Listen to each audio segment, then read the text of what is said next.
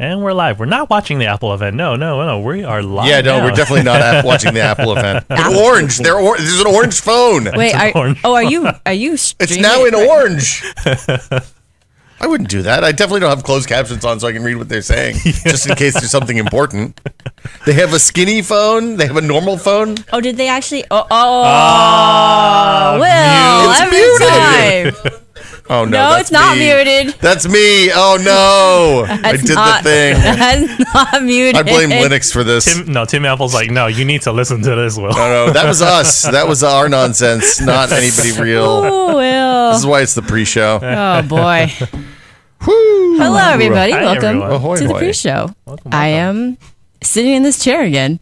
Hi. Yeah, you're still here. I know. I'm still here. I'm a little less hairy than I was last week. It's good. It's a good change. It's too Me too, beardy. but I won't get into details. Wow. No, I'm just kidding. It's a lot of wax, Brad. Oh boy, I don't know if that's something Tubs that of it. HR would sanctify as a conversational topic, especially not on air. Look, we had to sign the release that's like, hey, this is a content creation thing. You might talk about things that are outside of the normal realm of workplace. Did you sign that? Yeah, I did. Oh, It was no. on my contract for sure. Oh no, we don't have that. Yeah, Luis Yeah, was like, nobody gave that to oh me. boy, huh? okay. This is standard video stuff. We're like Facebook. We make the contractors do the horrible stuff. Yeah, exactly. Here's our anyway, I'm not gonna Yeah, maybe not do that. Post shock images, 21st century shock images. Here we go. All right, how we looking, Willis? Looking good. This is not the watch party for the Apple event. Will is We were trying to turn it thinking into one. Look, they're shooting this whole thing on a phone. I don't know. No one is ever realistically going to do that. Just saying. Spike Jones is the one who's going to do that. But what were they paid to do it? Is the question. That's the question. Well, that's the question. Soderbergh Maybe shot not a couple paid, things but- He shot one of those movies on the phone. One of his bad movies on the phone. Yeah, Soderbergh, a lot of movies. One of them he shot on a phone, and I don't remember whether it was something they paid him to do or it was just something that he was like, "I'm going to do something weird." well, I'm an artist. Yeah. yeah. I don't know if it's one of those things too, where it's not necessarily that they were directly paid for it, but they had financial contributions made to the project. I didn't know that he shot he directed King of the Hill. I thought that was Mike Judge. That's amazing. Soderbergh's Wikipedia page, very interesting. I guess Surely it was only like one or two episodes. no. It's a movie called King of the Hill that has nothing to do with the TV show. Okay. I thought it was the TV show. I mean, Mike Judge is a little more avant-garde than you might think if you're not familiar He with is. his full repertoire. Look, I will tell you, I've been watching the new King of the Hill reboot, and between that and the Beavis and Butthead reboot, I'm going to say that Mike Judge is maybe the only person that's allowed to reboot stuff from the 90s, because it's actually still funny and relevant and good. Both of those landed real well for me, so, you know. I'm As only somebody 2 who episodes grew up into King in of the Hill, but Texas I- during the age of King of the Hill, I can't go back to it, man. It's a different world. It's been too long. I'm See, sure it's fine, but that and Futurama and all the other stuff, it just seems to be coming back after a long time away. I'm like, no. Well, Futurama's now on its, 6th reboot, and of those Something 2 like are that. good, maybe? 1.5? I don't And know. Animaniacs after like 30 years. Wait, what? Wait, they're bringing Animaniacs back? Oh, it's been back. No, it's been back. yeah. What? What? Yeah. How did I It's miss made such this? a huge impact. Yeah. It's like what, on a second season now, Mike, or third? Is it- third new reboot season? I haven't watched it. I'm just aware of this. I watched it. Yeah, Is it any good? it's okay. It has the nostalgia effect, but then it just didn't. It didn't feel the same after a long time. Oh man, this is one of my personal rants, and everybody that's listening to me here for the show knows this. Where I am so frustrated with all these nostalgia reboots. Like, you know, now and again, it's fine. I get it. We like to revisit like nice parts of our past, but if it's everything, when is there going to be room and time for new things, good things, instead Well, of like the often- zombie corpse of a thing? I want a nostalgia reboot for nostalgia. Just bring back that 90s nostalgia, right? So you want it to be more of a meta thing. Yeah, I want meta nostalgia reboots. You want to watch people having nostalgia over the 90s? Yeah, I want to do a That's reboot. Stranger Things. I want to reboot I Love the 70s, the 90s edition one. Right? Just bring it all They've had back. That 90s show, yeah. Yeah. Oh boy. boy. The Apple event's over, so our long national nightmare has finally finished. Don't tell that to our colleagues at Macworld. I'm not the first person to make this observation, but I think Spider-Man, the original continuity, the original timeline, is still going after something like 70 years. And if Peter Parker was a real person, he would beg for death at this point. Well, The Simpsons is like that too, right? The Simpsons just eternally, poor Bart, it's eternally fourth grade for, yeah. Well, we have one Adam Patrick Murray in the chat here. He wants us to talk about the new iPhone. This is not the iPhone show, Adam. Which one, Adam? No. Which one do you want to hear about? That Air looked too skinny. Don't body shame phones. Here's the thing. I thought we already covered this, where we had the whole era of really thin phones, and everyone realized, no, we would like battery life instead. Well, I think their argument is that you can have both now. Can you? Through the magic of technology. Can you? I don't know. We'll find out when Macworld reviews them in a few That's weeks. true. Yeah. So All right. more on that. How are we doing? We're Because good. Brad is only with us I for a know. short time today for the show, and I would love for us to get to the Yeah. topics for the day. We can start now. Why don't we? At least for this kick it time, off it's soon? fun stuff instead of work stuff. What is the latest incarnation of the SSD story? I'm trying to load it up beforehand. Well, we'll talk about it. I don't have the beard, but I have hair touching my face. Oh, it's going to be in that microphone forever, isn't it? What is happening? Adam's microphone's ruined now. Sorry, Adam. That's fine. He'll get over Or it. is it just Adam's beard just lingering on the mic? It's there. There is a strand there. Like occasionally I have the same mic at home, and occasionally I'll hook one in and yank it, and you're like, oh God, that really hurt. And then 3 days later, it's like just tickling your lips as you're talking. And you're like, oh, that's I left something here. Wow. I've learned so much in the last week about beards. And she never wanted to. It's all bad. It's all bad. You know what? I'm for this kind of new knowledge. It doesn't harm anybody. It doesn't harm me. It's just kind of minor annoyance while you're trying to talk, and you're like, what's happening? Why is there hair in my mouth?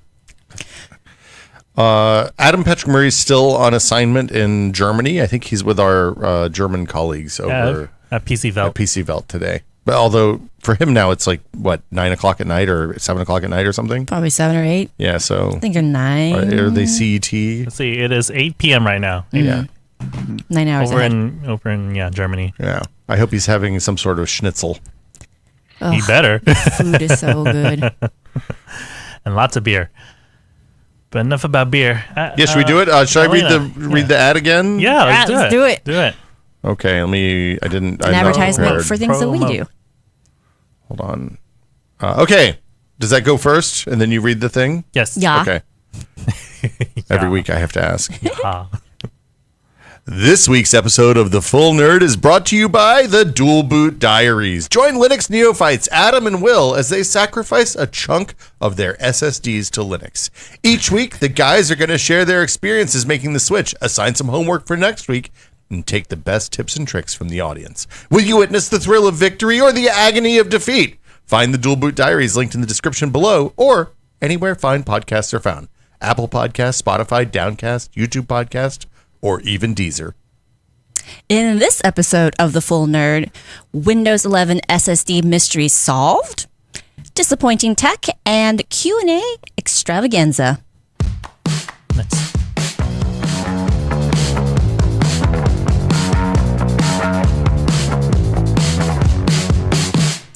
And welcome everybody to episode 364 of The Full Nerd. I am your fill-in for your fill-in host, Elena. And with me on the line is my co-host, Brad Charkis. Hey, hello, Internet. Michael Kreider. Hi, I'm back, and I'm sorry. I'll have to ask you why you're sorry later. That sounds like a good story. To my left is one Will Smith, also known as Not That Will Smith. Ahoy, hoy. Hi, hello, hi. Hi. And making sure that all the verticals and horizontals are running well is Willis Lai. Hello, everyone. The hamsters are fed. It's running right now. I kept my beard, Elena. I kept my beard. I'm just saying. Okay, so Willis committed way more to this than I did.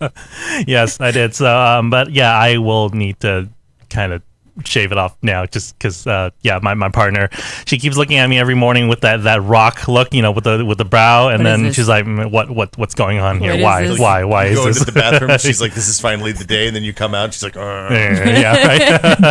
So it will be off this week. So yeah, I have enjoying it while it lasts. Not quite beard related, but I had a coworker once who apparently his young daughter, when she was like maybe 2 or 3, she would signal her displeasure with his like choice of outfit by just crying. So he would put on like a shirt and she'd be like, no. And she would just cry until he changed it. My daughter, one time when she was very little, she just gotten real good hand strength, pulled a chunk of beard out, like she just grabbed onto it and yanked. Kind of hung and like a dime or nickel sized chunk just pulled out entirely. It was really, really painful. That sounds so bad. It was so bad. It was so bad. I was like, how did she hold on that hard? And then everybody involved was like, you should just trim that thing. But I couldn't because there was a chunk out, and if I trimmed it too close, then it'd be a big empty circle there. It was bad. Wait, so I'm learning so many things about beards, and my question right now is, is it possible to do like a comb over like the way you can do? So I literally went to the barber and I was like, hey, so this thing happened. My kid yanked a chunk of beard and he's like, what? How the hell did they do that? And then I was like, is there anything you can do about it? He just started laughing. So no, there's no like if you have a chunk, if you have enough over, it kind of comes over the top and you cover the hole. But if I trimmed it up close, then it would just be a big gap there. So it sounds like the strategy is that if you have it missing, then you just like allow it to grow and then you can just like braid the beard so that way it just hides the no we don't braid the beard. What? That's what warriors do, right? Have you seen Jason Momoa do it? Right? I mean, look, I braided the beard one time. It seemed like a lot of work. Oh. Yeah, I used to. That's why I stopped. Yeah, it's not. When I was younger, I used to braid my beard, and it just takes way too long. I ain't got time for that. Like this is it has to be real long to be braidable too. You just do multiple. Just like, like if you have shorter hair, you just do. Okay, I'm sorry. So coming from the opposite side here, I had like 2 feet of hair that I just chopped off. Okay, like I used to braid. I have no sympathy for you all. That was a choice. You made your choice. I made my choice. I don't want to have to do the work to braid it. I don't want to feel my face. That's the thing is when you braid it and you do it, it's this short. It's gonna look like Pippi Longstocking braids sticking out the side, and it's gonna like I'm gonna feel every pore on my face, which is like the back of your head. I'm sure there's a couple of nerves there. Whatever. Faces have nerves, man. I don't want to feel that. Brad knows what I'm talking about. Today's quote. Yeah, no, that's absolutely right. You can feel it tug on your face if you braid it. Yeah, no. Today's quote for Will from the show will be, I don't want to feel. Yeah, no. Look, want to feel. Benefits of getting older is you don't have to feel anything anymore. Speaking of feeling. Yeah. How are we feeling about SSDs on Windows 11? Oh, that's a good segue right there. Thank you. I feel a little better today than I did a couple weeks ago. Yeah, why don't you tell us about it? So there was sometimes these things come out and you're like, is there actually fire here or is it just a little bit of smoke? Because the internet is made for people complaining about every problem that they have. And with 8 billion people on the planet, you get a lot of complaints and then you kind of have to. Yeah, I know it's shocking, right? I'm surprised. So there was a story about a Windows 11 update specifically killing SSDs, rendering them unaccessible, and it became clear over like a couple of week period, I think, that maybe there was a little bit of fire there, not a ton, but enough. Embers, shall we say? Yeah, embers, coals, it's the kind of thing that you don't want in your backyard if you live in Northern California. Let's just say that. So. The folks at NeoWin, I think, and Windows Report had been digging into this and found that it was a specific SSD that was the problem. A Phison SSD was the actual problem. And Microsoft came out and said, hey, look, we haven't done anything. This isn't us.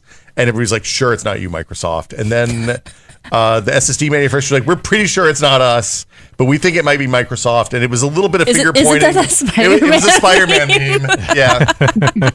And then a Facebook group called PCDIY ! Which is a Chinese PC hobbyist Facebook group, and Windows Report and NeoWin all kind of tracked down that it's a preliminary. It's SSDs that shipped with preliminary firmware, not shipping firmware, and that was the actual problem that was causing the thing. So If you update the firmware, then you don't have a problem if you have those affected SSDs. It's a limited number of SSDs. There's a story on PCWorld written by Hans Christian Dierschel that explains the whole thing for PC Vault, actually. And just the answer, the solution is before you update Windows, update the firmware on your SSD, which is like, I don't know about you all, I don't ever update firmware on my SSDs. No, that sounds terrifying, to be frank. Yeah. Because like usually when something says, hey, you should back up your machine before you do this, I look at it and I'm like, oh yeah, sure, whatever. When it's the SSD, I'm like, I should probably actually back this up before I do this. This seems like a good choice. Maybe multiple copies. Yeah, a couple of backups, not a bad choice. So anyway, kind of a nothing burger, but also I don't understand how people are getting access to SSDs that have pre-release firmware on them. That's wild to me. Okay, so this is the question I had for everybody else on the show, because I read this news and I said, okay, well, that kind of makes some sense. Who is running pre-production software on their SSD? I wonder if it's... Oh, go ahead, Brad. I kind of think it might just because of the region these reports are coming from. The initial one that started the investigation was from Japan or Taiwan or something. And this forum where they're doing a lot of the work tracking it down is a Chinese forum. So I wonder if it's just, the usual case where you get the pre-production stuff at shops in Taiwan and Shenzhen and stuff all the time. And it's just those people got bad draw this time. That was what literally I wondered if it was like stuff that fell off the back of the truck leaving the factory in China. I mean, there could be something less nefarious. It could just be a mistake where the wrong firmware was loaded up from the factory itself. That's true. That is also true. Much more reasonable than conspiracy theories. Well, it's you can get pre-production stuff you can get pre-production stuff everywhere in China and Taiwan. It happens. It doesn't feel like a conspiracy theory to me. Oh no, not that part. It was I was referring to Will's falling off the back of the truck. You never bought a wrapped in asbestos? Incompetence can explain it. Yeah, well, sometimes stuff's a little wrapped in asbestos. It's a little warmer than normal. Oh no! Just saying. So yeah, like actually, chat is kind of all over the place. Like 300ZX Turbo says, "Hey, the drives were working fine before the update." The thing that I haven't gotten a good read on yet is what was in the update that caused the failure. Like, right. And that part seems to still be unclear. I wonder if it's something related to trim or something like that that's causing like inaccurate trims or something like that when something specific fires. I also, more general, not specific to what you just said. I also wonder if it's a situation where it's one of those things where everyone's saying that it's not my fault because of a technicality, so to speak, where it's like, well, we are following this spec and we are following this spec. And so if everyone was following this, then it would be fine. But because those are different ideas, they don't actually mesh for how the latest implementation of it went down. I think they're all actually totally valid, truthful takes on that too. Like Microsoft said, hey, we investigated, our update didn't cause that. That's true. If you're using the actual official firmware and stuff with it, like Windows shouldn't be a problem. Python's like, hey, we tested it for like 20,000 hours. It's good. Just turns out if you get those off the back of the truck SSDs, I guess, look out and update. But with the rise, but this is a fundamental problem, right? Like we're in a world now where you go to Amazon or Newegg and there's a bunch of third-party sellers. So who's to say that you didn't buy something from a legitimate retailer? And I bought a pair of bootleg sneakers off of Amazon that looked completely legit because they were on the same page as the real ones. And I hit the buy it now, and they sent me the sneakers from like a third-party seller that was selling counterfeit sneakers at like a fairly close to the regular price. It was like $60 versus $80 or something like that. And so like I don't know that. Hey, it's not as simple as, hey, I went to the electronics market in Shenzhen as maybe I bought an SSD from AliExpress or I bought it from the third-party seller on Amazon that's just drop shipping from AliExpress.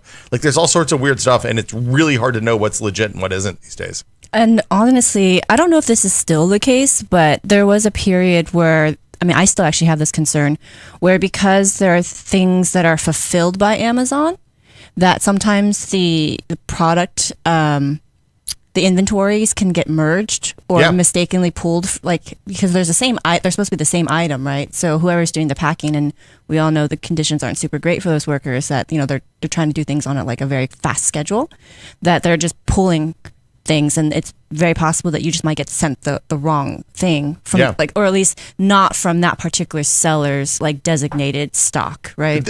They merge the stocks, is my understanding. Yeah, that's what I thought. Places. Yeah, that's my understanding too. Yeah. So that's why for some things I will actually not buy it off of Amazon, and I will go to somewhere like Target in store, or I'll buy from B&H, because I know that that stock is not being mingled with third party stuff. Yeah. And so that if there is an issue, that means I can actually take it to that retailer and say hey, what's going on with your supply chain?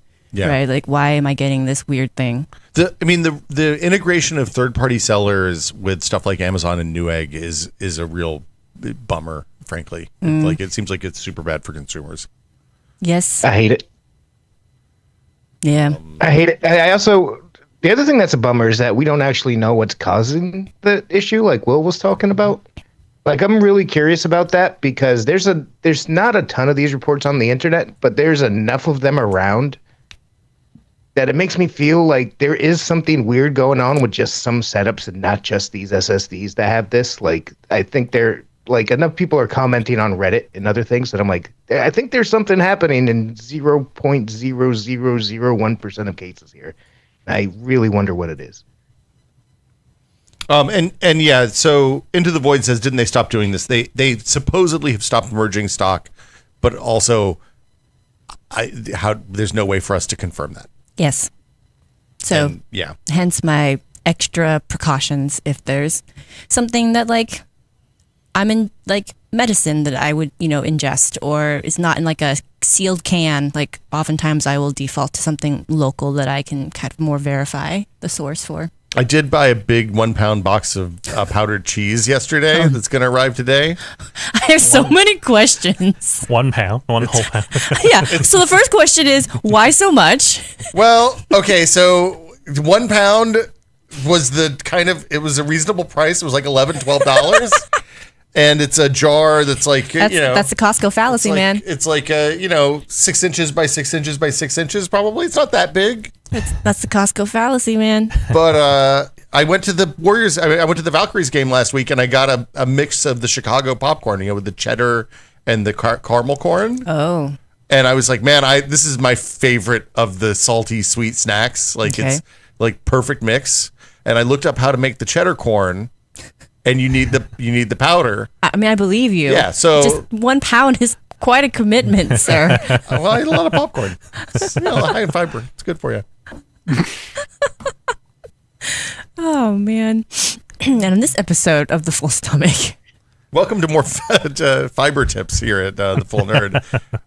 So anyway, I didn't worry about that being counterfeit for what it's worth. That's fair. Yeah. I don't know if I would, but I figured it's already super orange. I can taste it and confirm that it's actually pure cheese, uncut. Are you doing the safe taste test thing that you're supposed to do when you're doing it's like for audio listeners? I don't know if I can describe this without being reported to HR, but anyway, just watch the video. It's the thing from every cop show in the 90s when they're testing drugs. You just little taste there. Very Breaking Bad. I'm not sure if that's how the people who forage for wild mushrooms will do it. That's all I'm saying. You should maybe look into that. Look, the mushroom people, you got to be careful of. That's all I'm saying. And this one is a real cheese. It's not a cheese product. It's CHEESE, not CHEEZ. Those were the two choices I had, and I went with the real cheese. Oh man, Fancy. Back to SSDs. Yeah. I think for me, the one thing that I would like to get more information on too is more concrete specifics. Like if you're on this firmware, you should be upgrading to this firmware. And I'm not sure if I'm not really sure I'm seeing that kind of concrete detail right now. Something more practical for people to act on rather than just discussion around why it's happening and where do we point the fingers. So the NeoWin article specifically said if you download their firmware updater and it shows you if you don't have the right firmware, it will say, hey, you need to update your firmware. Okay, so you don't have to worry about numbers. The software will do it for you. Yeah, there's an updater tool that'll do it for you. I 100% would make sure my stuff is backed up before I do that. Maybe 1,000. Yeah. That's pretty much it. There's another. It's funny. There was another note in here that's just an aside at the bottom of this NeoWin article that's really interesting. It says Phison has also added that the issue of slowing down drives due to maxing out the SLC cache when running large data transfers.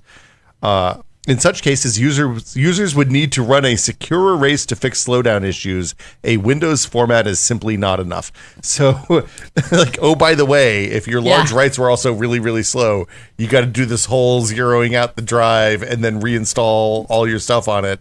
And yeah, I'm not super hot on Phison SSDs right now coming out of this whole thing.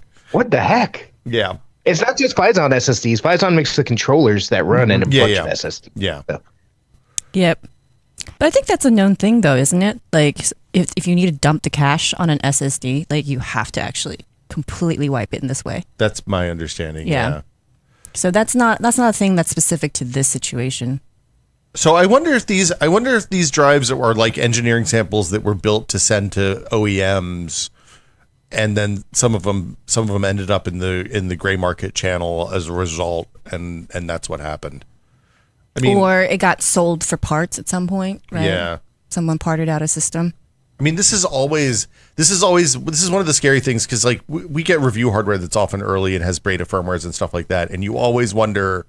Like, I don't like running review hardware for very specific reasons, and this is one of them because like you never know what weird business is going to be in the thing that's like the engineering sample that's not going to be in the shipping hardware, or vice versa. Honestly, sometimes you get a sample, right, and it's running a certain software version, or it's got a certain thing, and then the retail version is not quite the same. So then you hear from readers or viewers, and they say like, what were you smoking when you reviewed this? Like, it's not matching our experience at all. It's like, oh, hold on.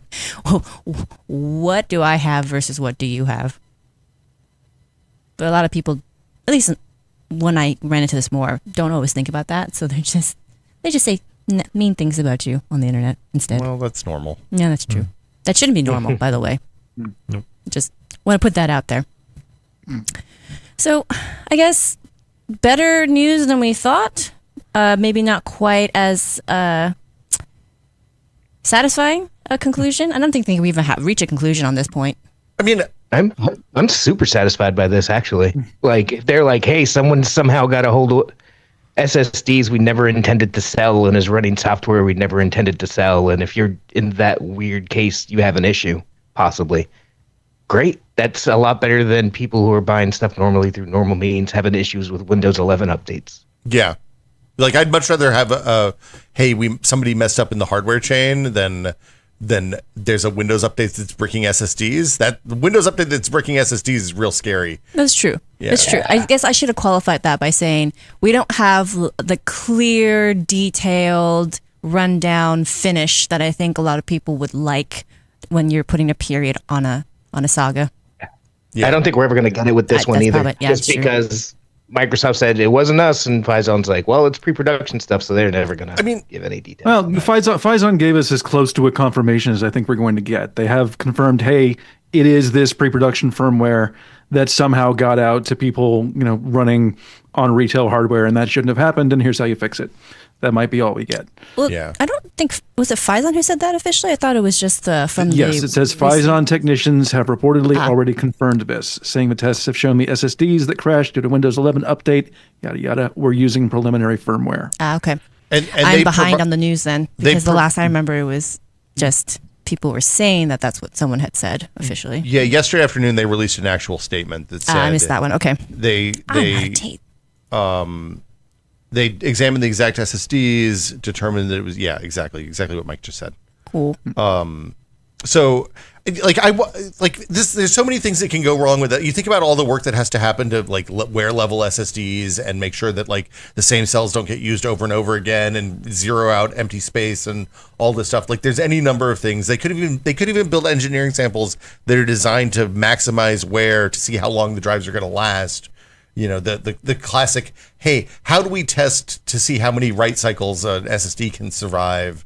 And it's probably that they build some nightmare engineering firmware that does something awful that you'd never want in practice.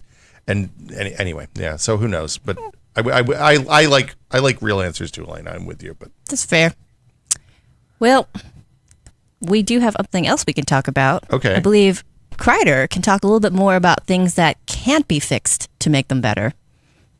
And I thought it would be good to just kind of dive into this idea around like what makes a piece of technology disappointing? Like, is it how fixable it is, or why don't you start That's the a story? very broad question. I know. There's so many things that can be disappointing about any product, but since this is a technology podcast, obviously that's on our minds. So last week, after months and months of waiting and months more of poking at something, I reviewed this little fella. Hang on one second. And It is let me see if I can remember this. it's really good King concept. Jim is the brand.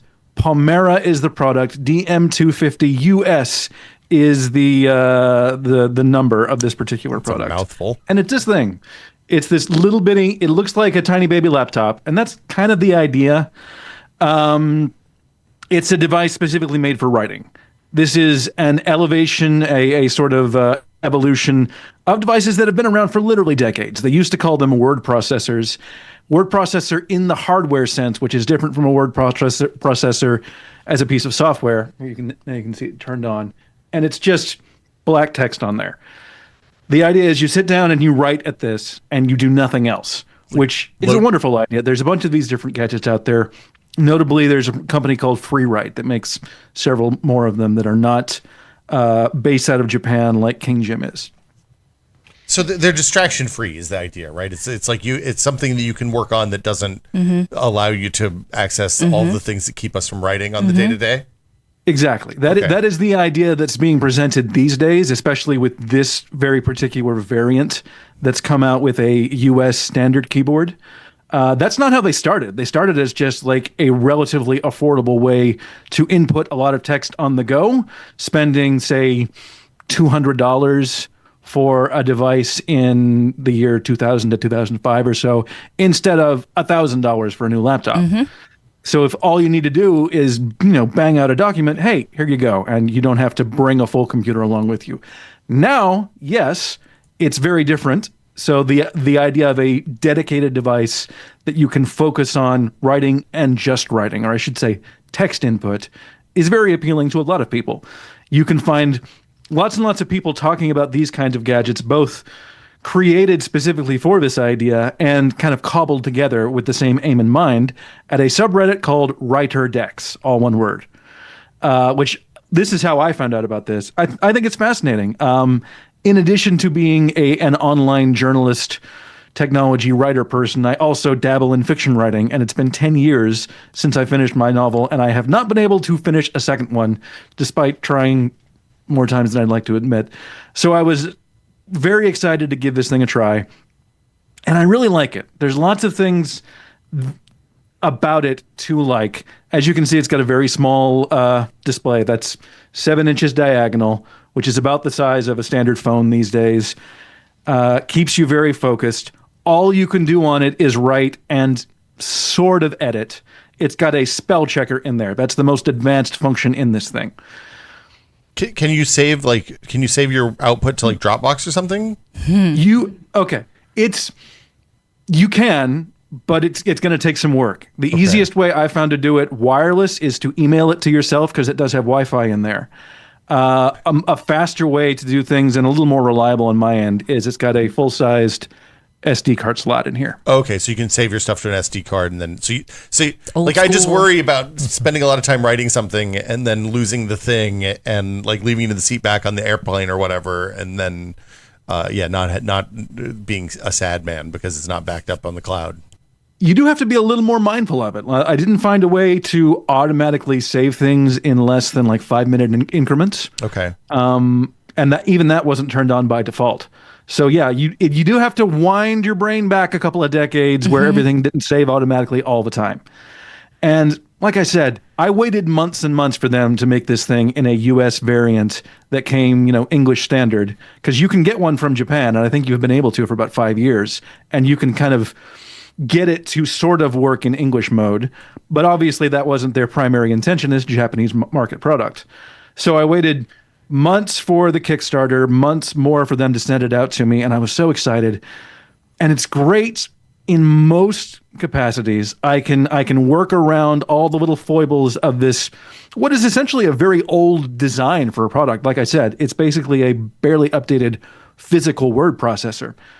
But there's one thing that I just could not get over, and that is that the keyboard is tiny. And I don't mean it's tiny in the sense of this is just a very small device. It's tiny for a keyboard. Let me give you an example. This is a standard 60% keyboard. This is a Keychron, and it's standard ANSI layout. You can see. Oh, those are tiny little chiclets. It's about an inch Elena made a narrower. face. I made a face, and I'll explain it in a moment. I don't want to interrupt yet. Oh yeah, I'm the keyboard guy at PCWorld. I'm very particular about some very specific things, like the size of a shift key. I have to have it in a very specific way. If you mess with the base size of the keyboard, that messes with my muscle memory, and I cannot adjust to it, at least not without probably weeks or months of getting things correct. So I couldn't adjust to that easily, certainly not as easily as I would have liked. And also, I bought this at the Kickstarter price of $350, which already seemed a little much for something that could definitely be done by like Raspberry Pi level hardware. Well, now after everything that's happened, especially in the US, it is $500 to buy this thing. And that's just, Oh, wow. Okay, that's just too much to spend on something with so many compromises. Yeah, now I will explain the look, because when you sent me this link for your review and I saw the device, speaking of nostalgia, I had this huge wave of nostalgia because I had a device like this and like A Scion? No, it's called a Mako. Okay. So it was even smaller than that. And that keyboard, I mean, like, probably that keyboard was like no more than like 7 inches wide. Oh, no, so it was super tiny. And so the reason that you saw that look on my face was that when Mike was showing the size of this device on screen, I thought, wow, that's workable. I could make that work. Like, that doesn't seem so bad, because I remember being much younger and trying to type with the very tippy tips of my fingertips because the other keyboard that I had was so tiny. But I also, Crichton and I actually talked about this a bit offline, and you know, the size of your hand also makes such a difference for the experience, right? So what I want to talk about next is kind of related to, you know, keyboards and sizing as well. And I think it's just fascinating that part of the difference in our experiences, because I'm going to talk about a gaming keypad in just a second, is the idea for me that of how much you can rework a thing, right? So like, I feel like your product is a fixed thing. Like, you cannot make that board any larger, and probably you can't even make the keycaps like a different size even, right? So like for you, it's just fixed. You have to take it as it is. And that's pretty much why the product ended up being more disappointing for you. And I just, for me, I thought it was fascinating that this idea, like, something can be so good in some ways, but because something about it is immutable, like not changeable, then that's what causes the disappointment. Mm-hmm. Hey, so can I ask a goofy question? I mean, do you have Go to? for it. Yeah, why would you? Okay, ask? well, have you considered building a cyber deck instead of doing this?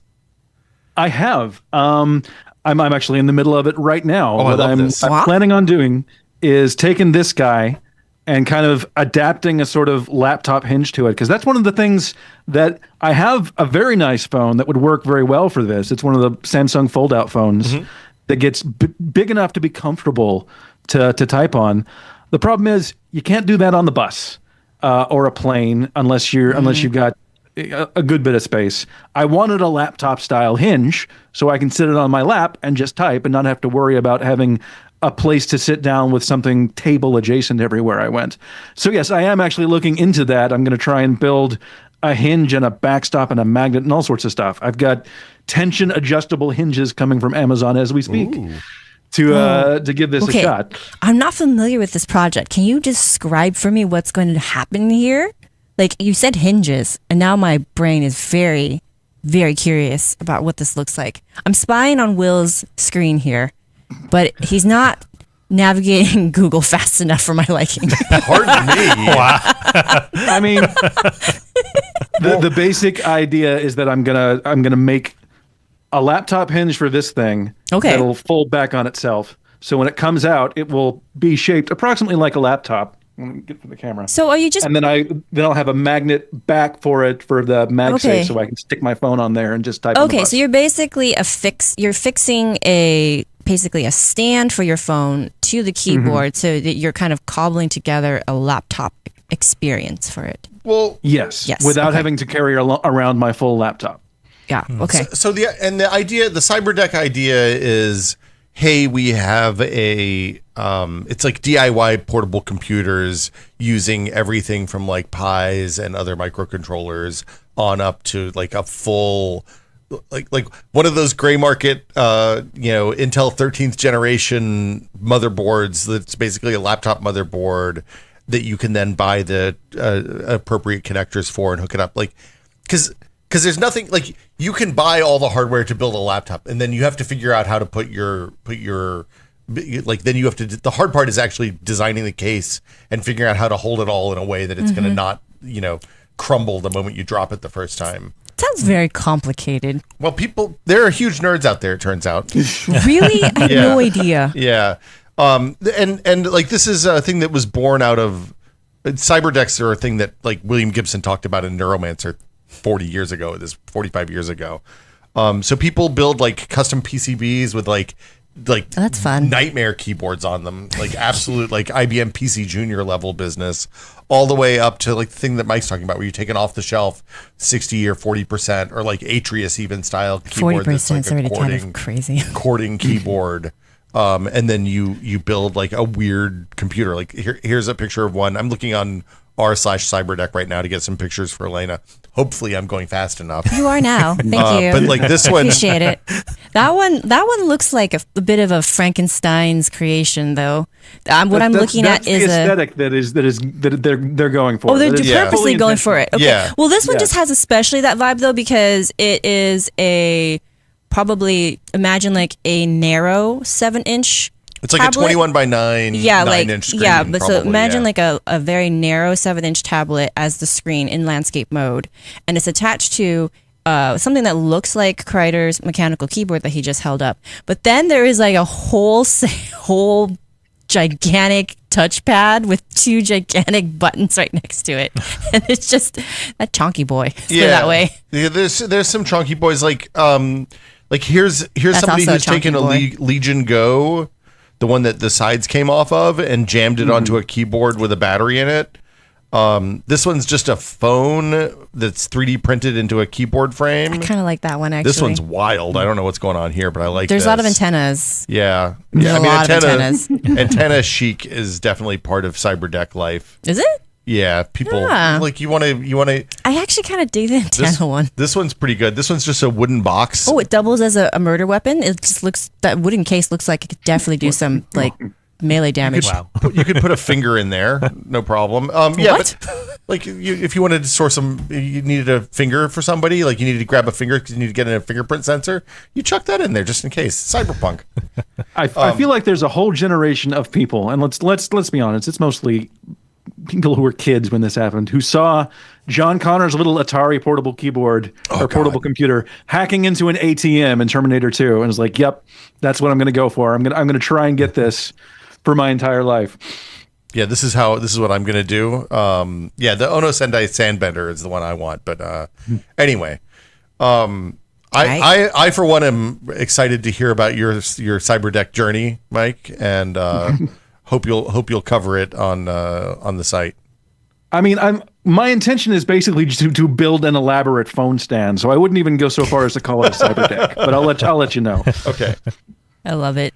Yeah, so again, one of the reasons why this topic is particularly fascinating to me this week, because if you're subscribed to our newsletter, our full nerd newsletter that I've been writing weekly for a little bit now, I mentioned last week that I'm starting to dip my toes into like full keyboard and mouse gaming, because for the longest time, I've been what I call on my kind of like water wings variation of this, my little floaties in the pool, where I've got an Azeron Cyborg controller for my left hand.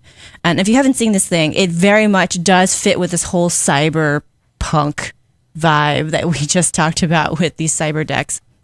And so the main feature to that was so appealing to me is that you can still use an analog thumbstick for navigation. And then you have a bunch of buttons for, different commands.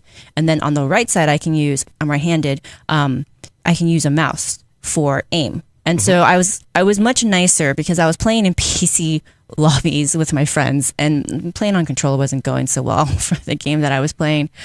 Were you holding your team back, Elena? Well, let's put it this way. I was not the strongest member of the team. We all had our flaws, but I definitely was not at least average. Okay. So I wanted to at least become a little bit more average, shall we say, in my gameplay. And so I've been playing on that. It's great. The thing is that it's a little delicate, in my opinion, and I'm a little afraid about traveling with it. So I was like, okay, I could buy a second one that's used so I don't have to worry so much about how much I've invested in it, but it is bulky and I like to travel lighter when I'm packing my luggage. Maybe I should try a gaming keypad, especially with, tariffs and all that, making it so much more expensive to get another one of these Azeron controllers, because they're based in like Latvia, I think, somewhere in Europe. They're pricey too. And yeah, they're close to like $200 if you get it used, more if you get it new.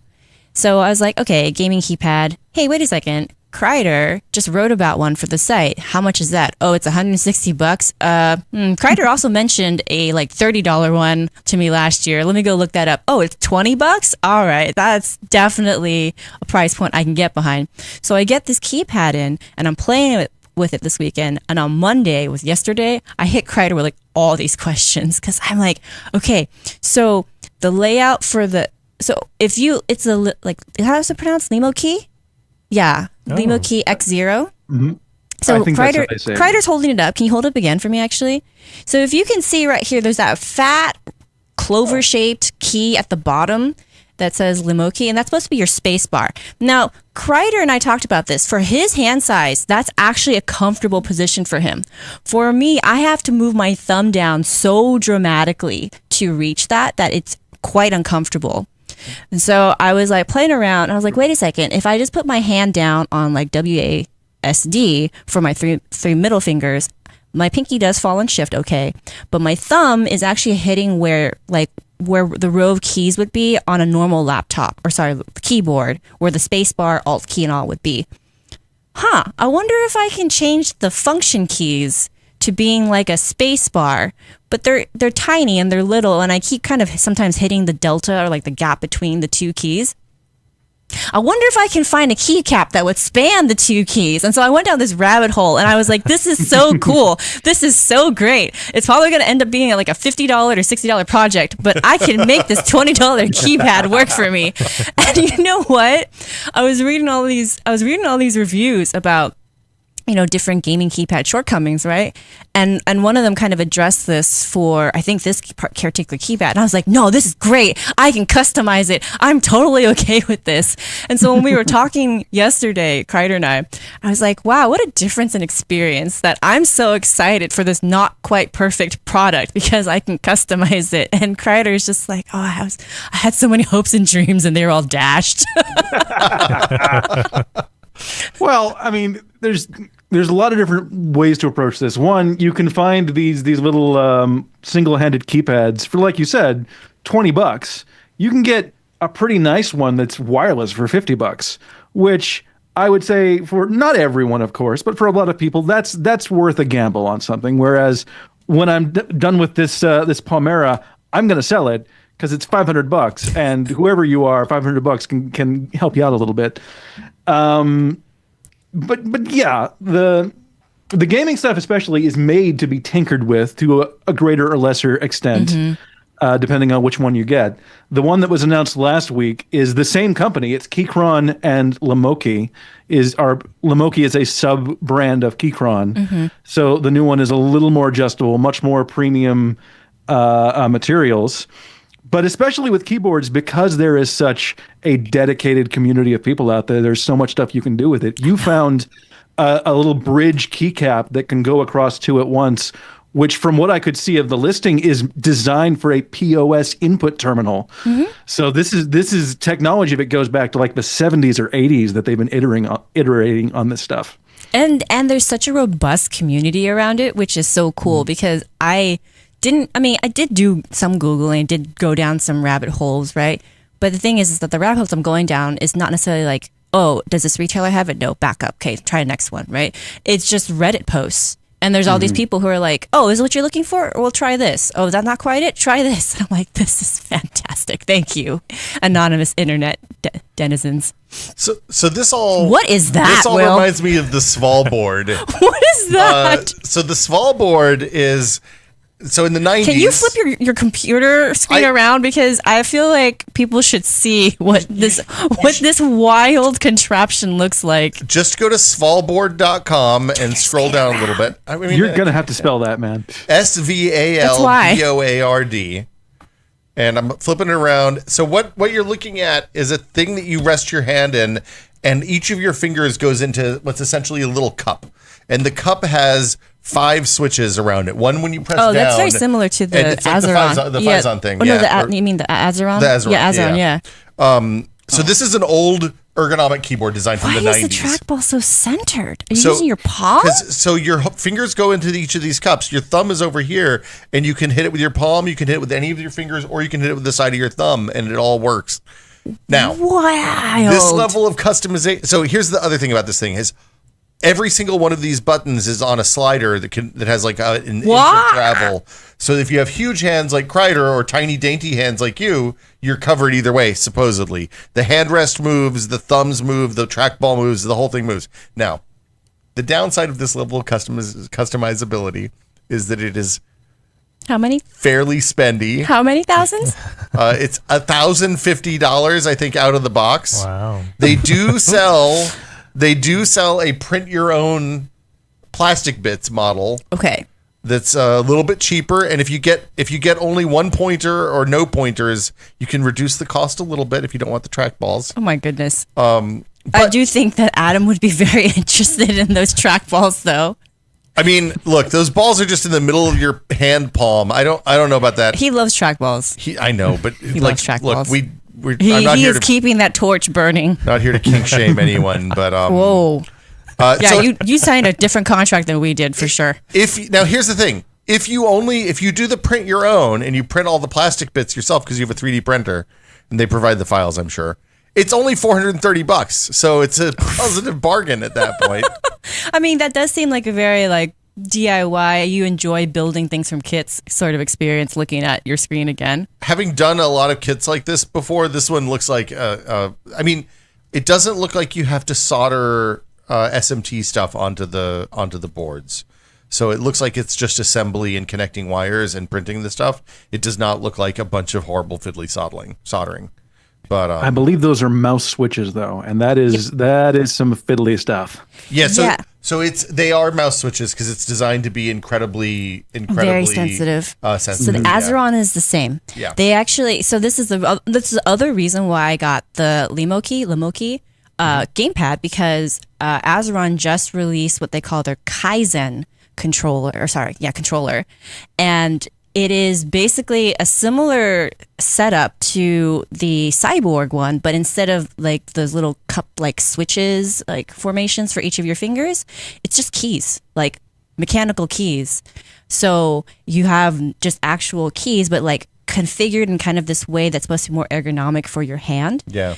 I'm very fascinated by this, and I wanted to try it, but they're soldered, so I'm hoping maybe a version 2 will have hot swap switches, and 2, the tariffs. It's very expensive right now to import from other countries for us, relative to the before times. Yeah, I don't remember this being as expensive before. It also worth mentioning they do have clamp options, so you can get clamps to like hook this on the side of your chair if you want to have your arms straight down. Oh, that's kind of rad, hung actually. off the side of your table or whatever. So actually kind of super rad. You sock it in, like. You know what though? This little side tangent that we've gone on here with looking at different controllers is great because, I mean, I don't know about the rest of you, but I think this is a great anchor point so that if you're trying to justify an Azeron to another person that you might share finances with, this is a great way of saying like, well, this one that I really want is $1,000, but I could make do with this $300 one instead. That's true. Look, it's a real bargain. This sounds like a conversation you have had in various different Tech flavors. math. Yes. Tech math. Tech nerd math? I don't know what the meme is exactly. I kind of want to get the print your own kit. Oh no, Will is doing this to himself now. Bad idea. Bad idea, Jeans. But I do like my Azeron. I am going to be keeping it, but for now, I'm trying to see if I can actually adapt to the whole actual keyboard for navigation. And it's going to be a bit of a journey. I'll probably document it for PCWorld. Yeah. As a thing, because I also was talking to Kreider because I was like, wait a second, I can change the keycaps, right? I can change the keycaps. He's like, yes, you can. yes, young one, you can. And I was like, wait a second, my fingers, because I think the Keychron one, or sorry, the Limo Key one, that's like an OEM profile because it's actually quite shaped. It's either OEM or Cherry or something. It's maybe very it's Cherry. Maybe it's Cherry. Yes. Yeah. So for me, because of the row difference, when I'm trying to do this, my finger keeps hitting like the edge of the W key when I'm trying to slide forward, and that's one of the things I was talking to Kreider about as well, which was like, oh, is this like a mechanical, like physical mechanical issue that I need to do where I need to learn to lift my fingers more? And I was like, oh, wait a second. I can fix this through buying things. I can get flatter keycaps. I was going to say the other thing you can do is just lift up the front edge of the keyboard a little bit. Just put a matchbook under there. Yes, but I do want to tent it, which I also found a tenting kit for this thing. Yeah. So I don't know, it's going to be a little weird if I'm tenting it this way and then also trying to like this way. I don't know about the stability on this. Making a lot of hand gestures here for audio listeners. Very illustrative. Yeah. I'm excited to hear how this goes. I'm both of you. I'm excited to see how it goes too. Back to Kreider's project though, so kind of like the whole ergonomics are different for everybody. Like what causes distractions or like slows you down enough so you stay focused is different for everybody. And I actually love writing on phones because the tiny screen and the fact that I can't easily tab between windows. And there's not that I have to like stare at this tiny window to try to get all the information I'd want anyway, means that I will just stay focused on the writing. I don't know why it works, but it does. It's one of the reasons I like writing on the iPad, actually, is because I have a couple of full screen writing apps that I use when I need to sit down and really focus on something. And even if I'm doing something that requires reference, I'll have like a browser with a couple of tabs open on half the screen and then the writing thing open on the other half of the screen. And it's like, I don't keep games that I'm going to want to play on the iPad generally, and I don't have a lot of video apps on the iPad anymore, so there's really not a lot for me to do to kind of, it's a low distraction environment for me. Yep. There's a lot of people that find that to work. I think I might have messed myself up with getting the super nice Samsung fold-out phone, because now I'm so used to doing everything that I can do on a computer, finding some way to do it on the phone. Like over Christmas, I played the full desktop version of Fortnite on this thing from my grandma's house. What? Yes, like with mouse and keyboard, with an external USB monitor. How do you all have such good vision? Like you and Adam both. Like Adam will have these phones with the tiniest fonts. He has like the tiniest text on his phone, and I'm like, I don't think I'm that old, but like I'm like, how am I making this out? You just need to squint harder is the thing. That helps.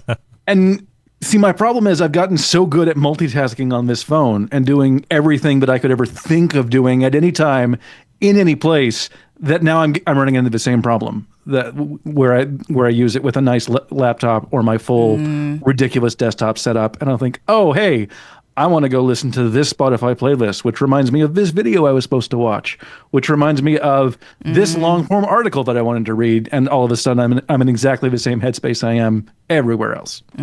My big problem on the distraction front lately is that my laptop had been my place of zero distractions for a really long time. And then I had put Linux on it, which is basically infinite distraction. Because there's always something to learn or do or futz around with there. And so anyway, mistakes were made. Also, there's a podcast. As you guys are diving into Linux on this, there are alternatives that do exactly that. It is a custom, I think almost all of them are Linux based, where you load it up on your laptop, and they recommend an older laptop that you're not relying on, obviously, to just right. And it's basically just approaching exactly the same problem from a software perspective. I like that, actually. That's a good idea. I actually really like that. Hey, I bought something that I was really excited about and really liked recently. Oh? It's not disappointing. It's the antithesis of disappointing, I guess.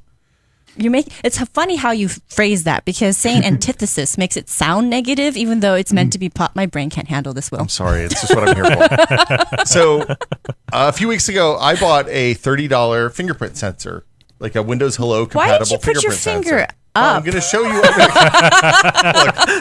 Look, wait for it. You just look. We finger gestures only go up on the full board. Okay, no, only Gordon gets to do the finger gesture on the show.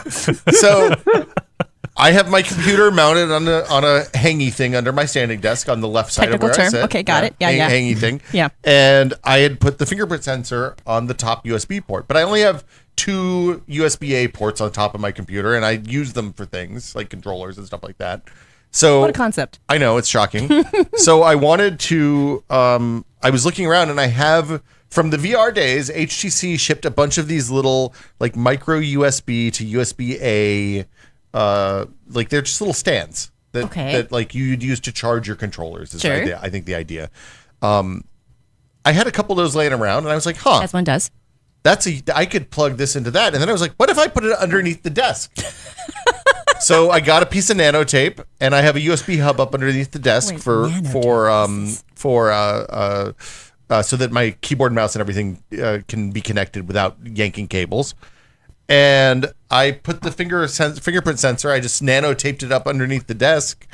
And now when I want to log into the computer in the morning, I just walk up and I sit down at my desk and I touch underneath my desk and it logs in, and it feels like magic every single time. What you're describing is the silent alarm that somebody trips when somebody's getting robbed at a convenience store. That's what I said, yeah. Yeah. I didn't even think about that. Yeah. It's a panic button. Look, I have a pedal too, if we want to talk about silent alarms. Wait, what? Yeah, so I have a pedal for mute when I'm on streams or doing stuff like that. So I can talk to chat without bugging the people I'm on a Discord call with or in-game voice or whatever. That makes sense. Yeah, love the pedal.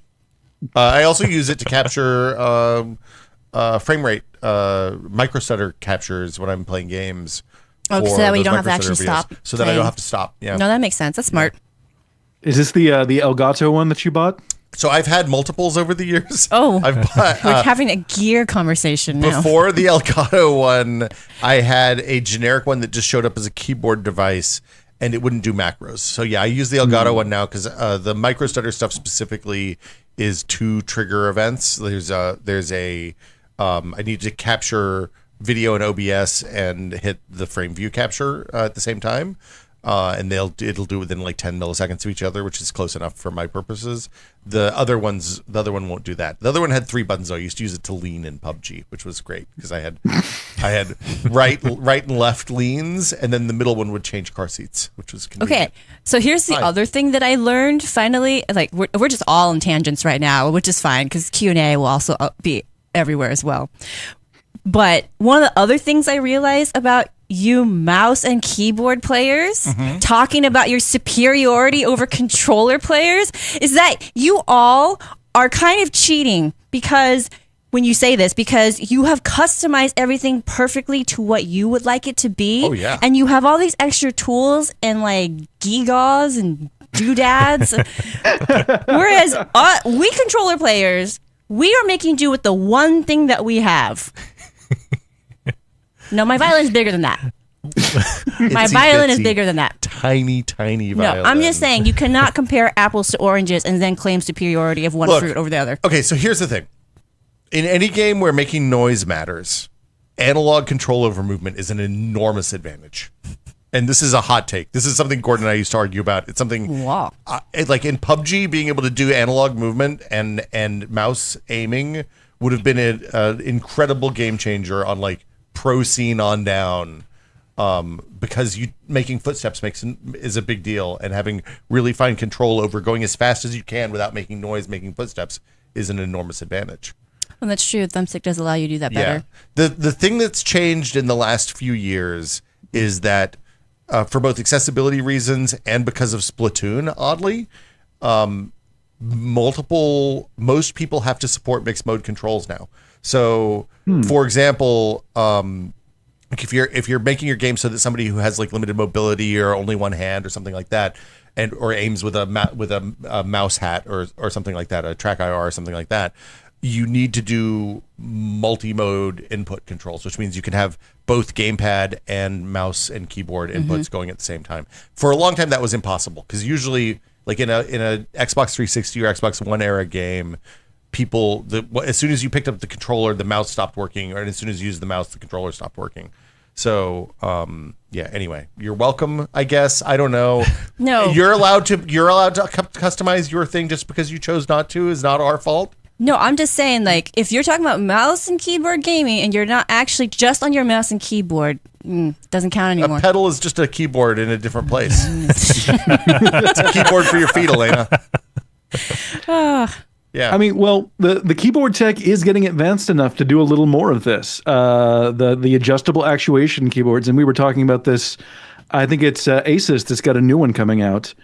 That has adjustable actuation, and if you're not familiar with the term, it just means the keyboard can detect how hard you are pressing on the keys, which is something that console controls have done for a long time to a greater or lesser degree.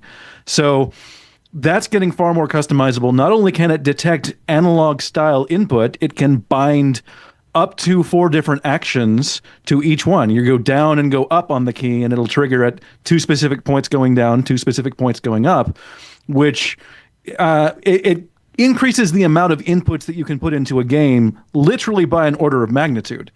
So this is becoming a bit of a problem. I think it was Counter-Strike about a year and a half ago that said, hey, the inputs that people can do specifically for movement are so fast that we can't allow this. This is actually cheating at the hardware level. Turn this crap off. I don't know how I feel about that exactly. But that still requires a certain level of dexterity to be able to control that, right? Yes.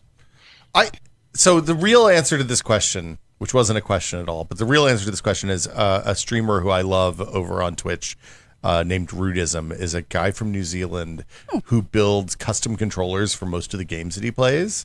So like specific to each game. Like he started out rad. as a guy who played like Rocket League with a Guitar Hero controller. Wow. Because like you think about it, you need left and right and up and down, and like the rest of it just works. But then like he played through all of Hades using a pomegranate as a controller, using a makey, which is a thing that lets you basically turn anything that conducts electricity into a controller, into an input. What? It's I'm gonna need a picture. Because you said pomegranate, and my brain went fruit. Yeah, you squeeze a banana and you punch the demon. That's how it works. Yeah, I mean, that's not. You're not wrong. He did. I want to say for Forza Horizon 5, maybe, he turned a Power Wheels car, like an actual Power Wheels car, into a controller. So he was like driving around a parking lot, and that was controlling the video game for him. That's amazing. Yeah, he's very good. I'm assuming he has a channel that shows all this. His channel is he's Rudism. I love this. Rudeism on Twitch. Oh, and then with the Kiwi accent, probably just makes it even better. He's very charming. He's very like he's a genuinely delightful human being. His brain is the most plastic of anybody I think I've ever met, because he literally, like, I can't imagine rewiring the input in my brain to control something as complicated as Hades and time dependent as Hades. And he's like, he literally had just a bunch of mashed up pomegranate pieces on his table. Okay, so you actually meant the fruit. Yeah. I was like, what? So he chopped up pieces of pomegranate, jammed the makey connections into each one, and was using those as the button input. Pomegranates conduct They have electricity. water. Yeah. Oh, okay. Yeah. So and smashing them made the inputs happen. And but also, like in that example specifically, it was incredibly janky. So like not only did his brain have to like adapt to the weird input, but he also had to adapt to the variability and like knowing that if it didn't hit, he was gonna have to double tap it. I love everything about this. Fascinating to watch. Yeah, and I'm over here complaining about a keyboard that's 1 inch too narrow. Yeah, I'm sorry your chiclet keys were 8% too small, Mike. Look, Liquid in the chat basically says that real gamers use DDR pad, and I've played that used it on PS1 back in the days. Amazing. I don't know if Rude is a drummer or not. That's a good question, because people who can do different beats with 2 feet and hands are like their brains are broken in a delightful way. That's true. Have you ever seen those videos? We're getting way off topic now, but have you ever seen those videos where like people like tapping out like different rhythms with like each hand at the same time, and my brain's just like, I cannot do. Oh yeah, cannot do. I don't think I could even watch that. It's it's like even watching it and then trying to keep track of it to just be on the same page as them is just my brain can't do it yet. A former girlfriend of mine was a band nerd, big into the marching band. And so whenever we would go somewhere and there was something playing, there would be music playing in like a store or anything, she would march along to the beat. That's just cute. without thinking about it. That's so cute. And so whenever I noticed this, I would immediately start to walk off beat and she would have to stop. She wasn't even consciously aware of it for a solid like 3 seconds. It was just something in her brain went off and she was like, oh, you did it again. No, why would you do that to her? Terrible, Kreider. Honestly, because it was incredibly entertaining. You're a just terrible to watch. human being, Kreider. That's awful. I shared the link of Rude and his pomegranate controller, and it's literally, you can see it there, Elena. It's literally just a picture of a bunch of pieces of pomegranate with wires hanging out. Oh my gosh, this is definitely making it into the newsletter this week. That's amazing. Yeah, so everybody go follow Rude. He's on YouTube too. He's Rudeism on YouTube as well. He's definitely going to be playing Silk Song with live bugs at some point. Silk Song, like there's definitely a difficulty ceiling for what he can do, but like the Hades gets pretty hard. The Tekken one with spaghetti and meatballs was novel too. Like there's his brain is wonderful. He's a delightful guy. Wow. So, yeah. Shout out to Rude. Wow. He played Winston with bananas. What? Yeah. Mm-hmm. Oh, okay. I have to send this to my friends now. Thank you, Will. Here's the banana controller. It's just a whole buttload of bananas, and when he touches the bananas, things happen. Amazing. Yeah. So there you go. Oh man, I wouldn't even be mad getting rolled by a team that was playing their characters on bananas. Yeah. No. I mean, look. There's pros and cons. One is that you have an excuse. They're using an assistive device, a banana. On the other hand, you lost to people using literal bananas as controllers, so there is some shame there. Is there shame, or is there only honor and defeat? I mean, bananas. Honor and defeat, sir. Should we do some questions? Yeah, I was gonna say, let's on that note, let's take other people's wild, random thoughts and answer them. Willis, you said that you had a couple that stood out to you. Do you want to get these things rolling? Yeah, so we're gonna do Q&A now, and if you have any questions, feel free live in the chat right now. Feel free to tag us, and we'll get to you on that. And then if you missed the live show, don't forget we have the Full Nerd Podcast questions over on our Discord. You can leave your questions there, and we'll answer it to you on another time. So let's see here. We have one that just came in from Discord. Friend of the show, Cause MC, asks, is the SSD issue another reason why Microsoft needs an Apple Time Machine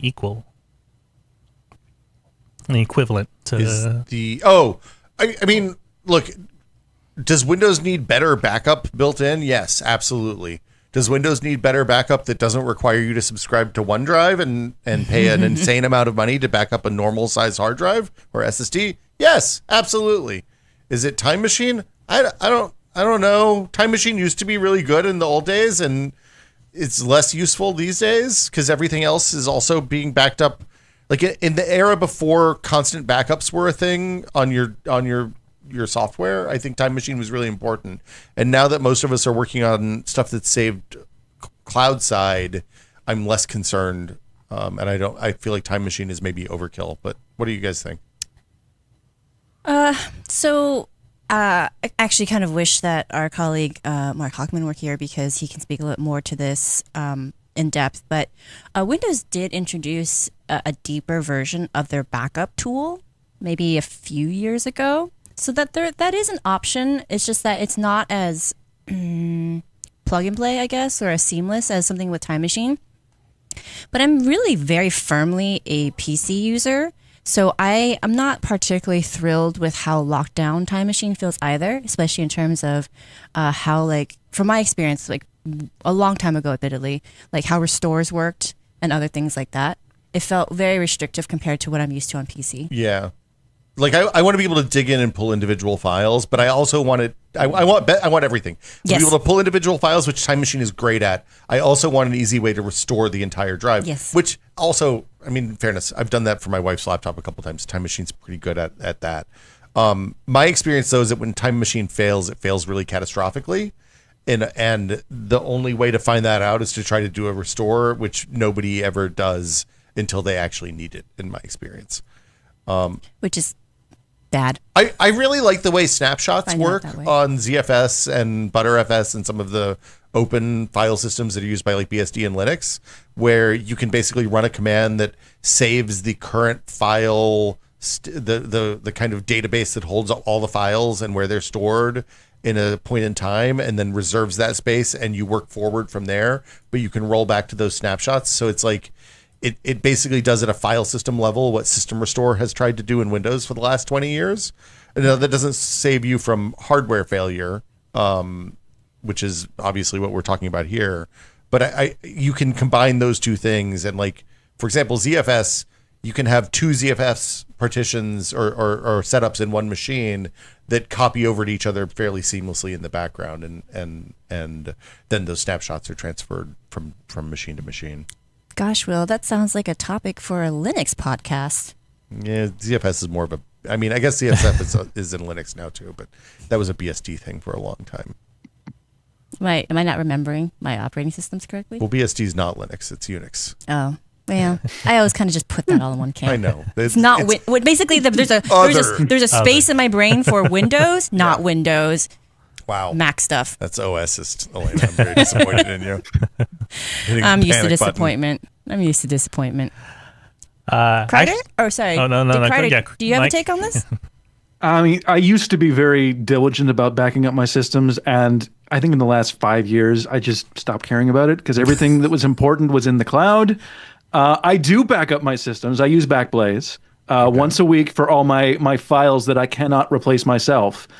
And I've relied on that 2 or 3 times now and had no problems with it. Backblaze is not sponsoring us. I'm just saying I use it and I like it. But for everything else, if it's not somewhere in email or our corporate OneDrive account, then it's on my personal Dropbox or my Google Drive, and I can get it pretty much whenever I want. So as far as what I need from it, I pay, I think, $9 or $10 a month for Backblaze for, 15 years worth of photos and reviews and a bunch of other stuff. And that is all I need for peace of mind. So That's really affordable, actually. I mean, I wish I wouldn't mind paying Google or Microsoft to do that for me, but they're not going to do it that cheaply. No. Well, they can, sort of, if you do how I handle my Microsoft 365 subscriptions. We've talked about this on the podcast before. The quick overview is you subscribe using like subscription cards, so you're not on an automatic renewal plan, and so you just find those cards at discount, and you can stack up to 5 years worth. So every time you find a good deal, you just buy 5 years or however many you want actually, and then you just load up, and those cards don't expire. I mean, in California they don't. I don't know how it works in other regions, but California has a rule that like if you buy a gift card or other things, it's not supposed to expire. And these are licenses, so I can't imagine they would expire anyway. So I have in the past paid like $20 for these subscription cards, and I just bought like a ton. And then I'm like, oh, is it that time again? All right, I'll up another year and I'll hit my 5-year max. And that's how I get it for cheap. I wonder if you can get around that with like a little GPS hack, some fun VPN. stuff like getting around a Netflix barrier. VPN stuff, people do discuss that. It's not something I would discuss as officially as for PC World, but yes, I do. I'm aware of it, so that way. Yeah. I wonder if they geolocate that stuff. I can't imagine. I think they're starting to get stricter about it. Okay. But for a long time, that was actually the super hack for getting Game Pass for cheap. So you would buy like Xbox Live Gold codes when they were still called that from like Turkey or Brazil because they are very, very cheap there. Yeah. And then you would turn your VPN on. You would add it to your account, do the conversion to Game Pass, and then switch back to because the conversion to Game Pass was like $1 or something at the time, right? Yeah. And so you basically got a 1-to-1 ratio conversion. Yeah. It was an incredible deal. Incredible deal. I have a friend who allegedly looked into buying the NFL Game Pass, the Sunday ticket, whatever their equivalent is, to get all the games all the time. If you do it from a country that is not the U.S., it costs like the equivalent of $100 for a season.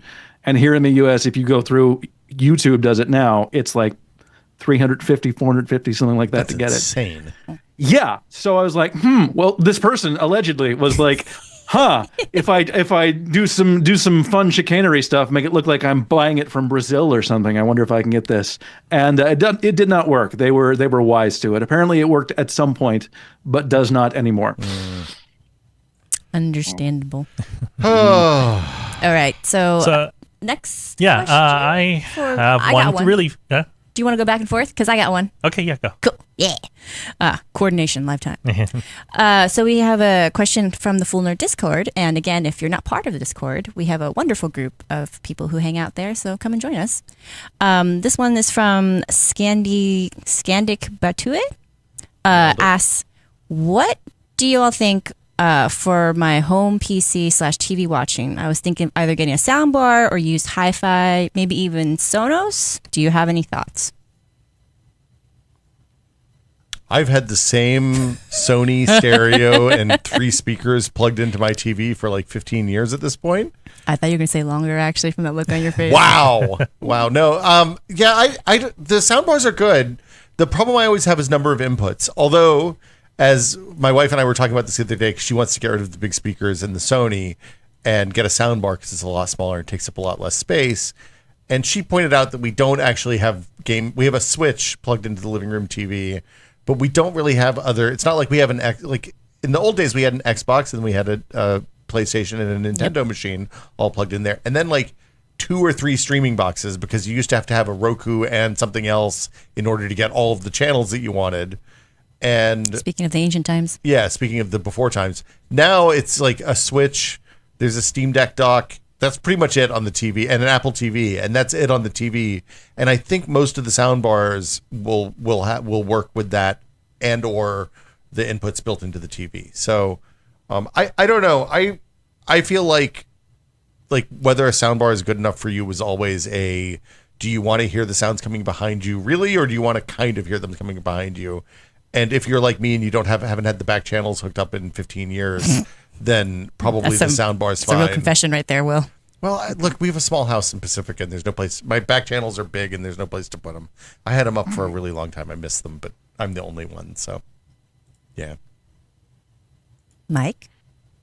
I have a Vizio set that I got on sale. It is a decent soundbar and then wireless back channel speakers. It is by no means an audiophile setup, but it does surround sound, and that's good enough for me. I honestly don't have good enough hearing to really take advantage of the high-end stuff. And I've got a small house. My whole place is about 1,000 square feet, so my living room is tiny. So yeah, it does for me, especially considering the limited amount of space that I have. From what I understand, and again, I'm not an expert enough to give you this as my opinion, but from what I understand, the new generation of soundbars are very nice, even if you're just going on a single soundbar alone. However, The ones that are doing the crazy physics stuff to bounce channels off of what's behind you is extremely dependent on the room that you're in. It's designed to be in a like rectangular prism, and that's the ideal space. So if you've got like vaulted ceilings or you've got your couch at a weird angle, it's going to throw things off. Or like curtains that are sometimes opened and sometimes closed. Like that's my favorite of the, hey, this worked and now it doesn't, and it's like, oh yeah, you closed your curtains. Yeah, so I don't know. I agree with Mike. I would say for my perspective, I think that kind of depends on, again, as both these guys already said, like, you know, how is your hearing? Like, how sensitive are you to the directional sound? What kind of, you know, either gaming or content are you consuming or playing that would require like really high detail for the direction of your audio? And then also, you know, somewhat budget, but also just maybe aesthetics as well. So this is just my opinion. I'm not deeply into sound stuff, but my understanding is that, so audio equipment, like if you're just talking about audio stuff and not necessarily like sound processing type things, like, you know, when I make that comment about 15 years and I said I thought it'd be much older and he kind of gave me a look, it was actually not, this time, it was not a dig, Will. Because, I mean, you can get stuff from like what?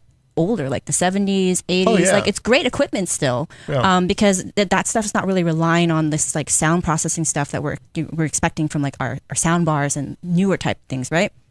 So if you're looking more for that kind of, I want to say like classic sort of setup experience, like I think a used hi-fi system, if it's treated well, like it should be fine, and maybe it could be more economical.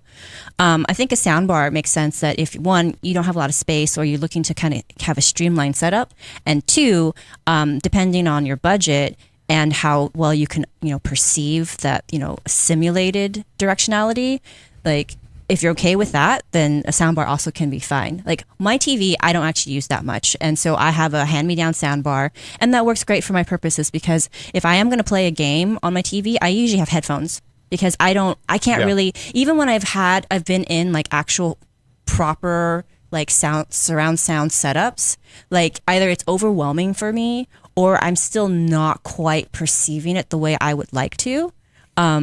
Because again, it's like, where are you sitting on the couch, and like, is it like angled for your height relative to like, you know, maybe the person who set it up, things like that, right? That was my perspective, at least on it. Again, I'm not super into sound stuff, so I just put on a pair of headphones that have decent directionality cues, and that for me, that's how I kind of balance the two. If you're playing games, generally plugging in headphones is going to be the better option anyway. Partly because you get, they're designed for HRTFs on two input, you know, stereo HRTFs rather than the 5.1 positional sound. And then the other thing is it isolates your microphone so you can talk while sound's coming out of your speakers at the same time. I don't know. It's funny, my wife and I were talking about this last night, because she was sitting there watching something on her phone, and I was sitting in the other side of the room watching something on my phone. And I was like, why do we have a TV? Have we come that far, actually? I mean, where we started in living rooms? Because it was funny when listening to Mike talk about having only 1,000 square feet, because in San Francisco, that's actually, you know, a pretty generous space, depending on how many people live there, obviously. But and just thinking like, oh... All right. Yeah. I'm in the middle of nowhere, Pennsylvania, for context. Look, I have a 1,000 square foot house with 3 people in it. And it's growing up not in the Bay Area. It's the walls are closing in on me now. Yeah. So anyway, a lot of layouts here. If you look at the apartments, if you're lucky enough to be buying, the living rooms are not designed a lot of times for TVs, because these places were built before TVs were really a thing. Or when they were small. When they're small. So like it's not really. You look at the layout and you're like, where am I supposed to put the couch and where am I supposed to put the TV? It's like very awkward. Well, so if we're just reversing back to this trend of not needing a TV in the living room, then great, the layouts will work again. Well, yeah, I mean, or you have the nightmare thing that people do in the Bay Area where they put the TV up above the fireplace. Okay. And it's okay. Like, where do you all stand on that? It sucks. It's terrible. Don't do it. What if you have one of those things that bring it down to eye level, though? I mean, you're too close to roast your television. Exactly. I was like, that's okay. Too Who close has a functional? Okay, I have a functional fireplace. Who has a functional fireplace that they actually use in San Francisco? That's all I'm saying. I only use it when it gets really, really wet. Fair.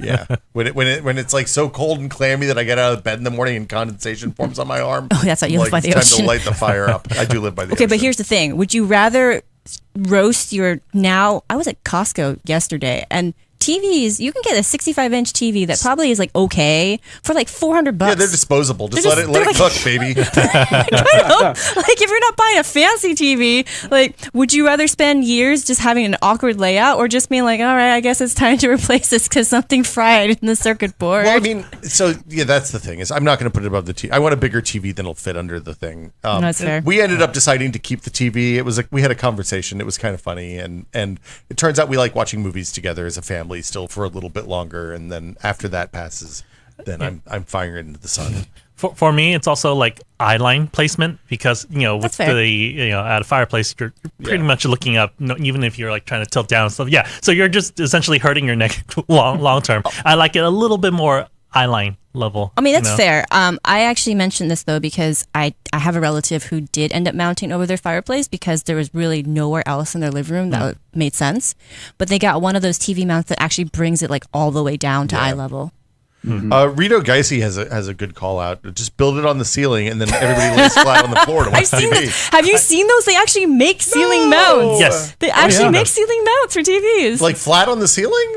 So you lay in bed and watch TV? yeah, you can actually. And you tilt it down just a little bit? Yeah, want like the right I went down angle. a rabbit hole one. I don't know why, but I went down this rabbit hole of like different TV mounts because I have a I have a living room setup that isn't great for just like your standard push up against the wall kind of thing.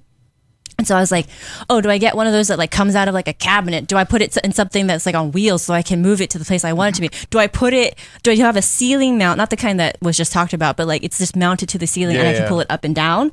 And I was just going through it and I saw this one where it's like, actually there is a version where if you want to, I guess it's maybe a feature for like an Airbnb setup or something where you're like, you want to just hang out all day and just lie in bed and look at this? You can just put it on the Look, ceiling. you buy Apple Vision Pros for everybody in the house. Oh, no. And then you just put the screen up in the same place and you share it and you're all watching together. You get the creepy corpse faces while you I don't can see know, each man. other.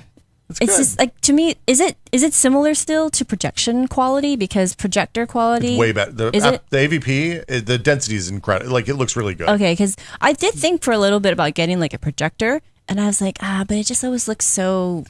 It's not like pixel. Like it's not, the pixel density isn't enough for me. Well, so modern, you can get a modern projector. The DLP projectors, especially the pixels are big, so there's less dead space. It's not like a TV where there's like a little tiny light spot inside each pixel. Yeah. Okay. The modern projectors with a good screen look, I think, really good. Okay. Do you have another one? Darth Monkey asked, "What's the standard TV size for your guys' living room spaces?" We'll slip that question in real quick. Yeah, I sneak one in. I'm actually still using like a 43-inch TV in my living room. So we have a 65-inch TV in the living room, but it's too close, really. But I actually would go bigger if I was buying a new one right now. Like the 85-inch TVs are cheap enough that I'm like, yeah, let's just make this. How much are those now? Bigger screen better. $1,000. It's $800. It's ridiculous. Wow. Like Yeah. seriously, I took pictures of this. I was like, how is it that you can buy a 65-inch TV for $400 now? Because they put ads in the menus and the UIs, so there's That's what a continuing pie revenue. hole is for. True. No, that's what Apple. Just put an Apple TV in that, and there's no ads. No, that's what pie hole's for. Pie hole too. Mike? I use a 65-inch LG OLED. I splurged a few years ago and got one, and it is also too big for my living room, but that's fine. Willis? Better too big than too small. Yes. No, I mean, it depends. So for me, I have a 55-inch TCL Roku TV. So yeah, just perfect size. I think if I were to go just one size bigger, which is 65, it's a little just for the space that I have with my partner. It's a little too big. Too yeah, big. yeah. I live in a small apartment, like 600 square feet. So yeah, Yeah. The small living room, man. yeah. It's I'm sure everybody listening to us who lives in Europe or Asia is just laughing at us right now.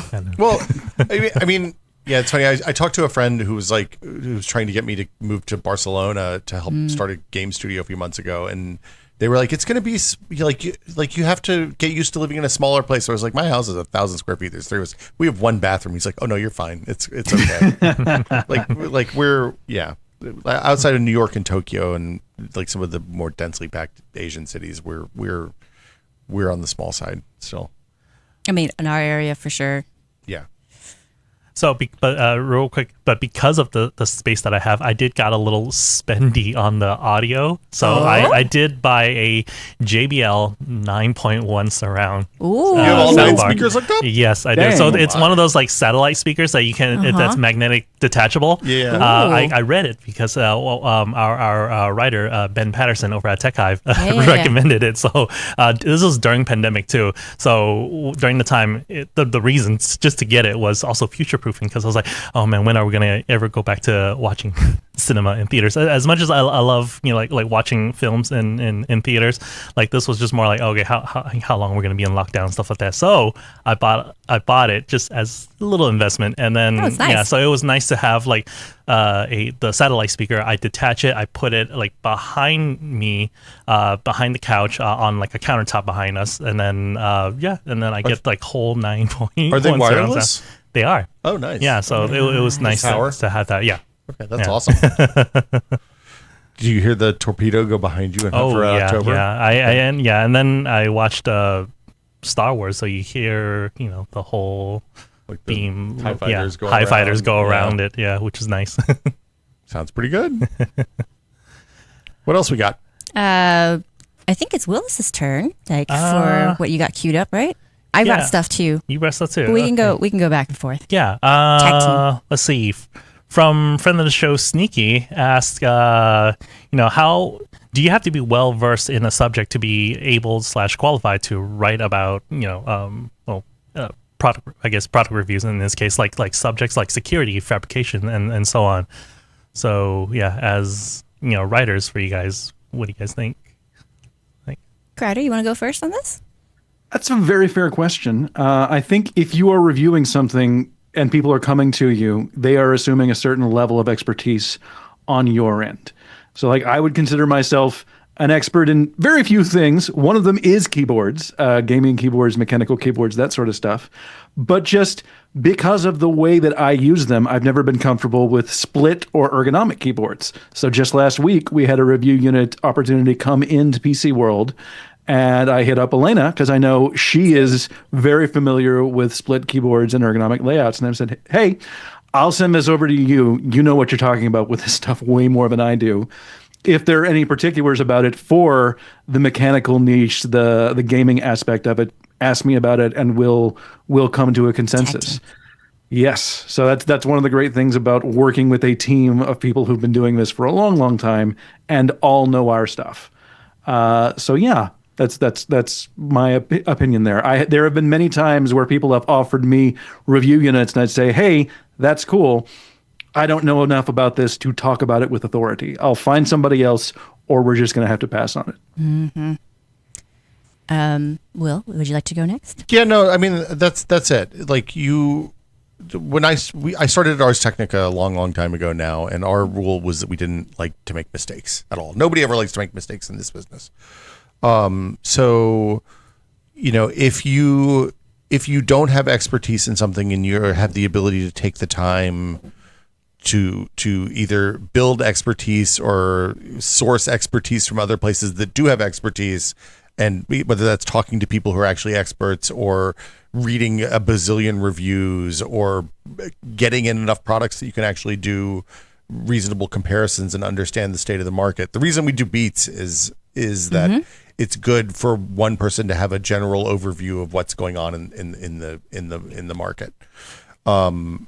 But like if you're writing, if somebody, it's funny because like I people ask me to do freelance stuff fairly regularly, and I often have to pass on it because the amount of time it'll take me to get up to speed on something makes the amount that they're willing to pay me to do the work of writing the actual piece probably not worth the effort of getting up to speed enough to do the piece. So like it's not, I guess my point is it's not hard to build expertise if you have the time to do it, but finding the time to do that for a broad array of subjects is difficult and time consuming. And I don't like being wrong, generally speaking. Right. Ha. That wasn't on purpose. Yeah. Agreed. Yeah. So for my take on this, largely overlap with both Will and Mike. I would agree with him that I think the more that you know about a thing, the less likely you are to say that you're an expert on it. So that what Carter said about that resonates. And so I think knowing that is actually very important for how you approach the writing. So it's one of those things where, yes, I think you have to have at least some solid familiarity with a topic if you're going to write about it. But even if you don't, that's a situation where you have to know how you're framing the writing, right? So you can be someone who's never experienced anything like it before, but your take and opinion is still valid if you present it as, hey, this happened to me. Here's what happened. Here's my reaction to it. And here are the questions I have about it. And maybe this is what I plan to do next, right? And that is a perfectly useful piece of information for other people. Because there are probably going to be people just like you who are going to be coming at it from a similar angle. And so the same thing is that, like, let's say that I'm, need to write something about, Windows, right? There are some parts of Windows that I know better than others. And so if I'm writing about a part that I don't know as well, I'm probably going to take the perspective more of, okay, well, how do I present this information in a way that still is something that's maybe repeatable or something that's more objective, but also doesn't frame it as, hey, my experience is, the end all be all, everything you need to know. And again, that's still very useful information, right? So because if you write it well enough, someone who reads it can go, okay, this person has maybe mid-level familiarity with this. So then I can take kind of these things from it. And maybe these are the things that I would need to research more because they are not as in depth with it. And then again, it's like the more knowledge you have, the more you can start also working in details that kind of indicate to people that this is the level of expertise I have. Here's the things that, probably you can trust me on. Here are things maybe not. And then also bringing in other experts or other people with knowledge to help flesh it out. So again, for me, and I think this is why we talk a lot about journalism as a service, because for me at the end of the day is how helpful is it that someone read something of mine? Yeah. And I think if you take that approach, no matter what your expertise level is, I think that will help make whatever you're doing still useful to have done. The other thing that's really important is, so I used to review mice, and at the time I was reviewing mice, gaming mice specifically, I was the person who did insanely high sensitivities and was trying to move the mouse as little as possible to get the thing. And it was important that people who were reading those reviews had that context. You have to give them the context for the things that you're looking for and the things that you care about. Like I'm testing some capture cards right now specifically to see how. Like I don't care about video quality or any of the other things that come with capture cards, mainly because I'm not really qualified to evaluate that stuff. It's not, evaluating video quality is very subjective and very difficult and very time consuming, and requires some really specialized equipment and access to a whole buttload of people that we just don't have time to do at this point. Yep. But what I can do is evaluate whether the preview that shows up inside Windows on a capture card preview window is fast enough to play games in, right? Is low enough latency that it works for gaming.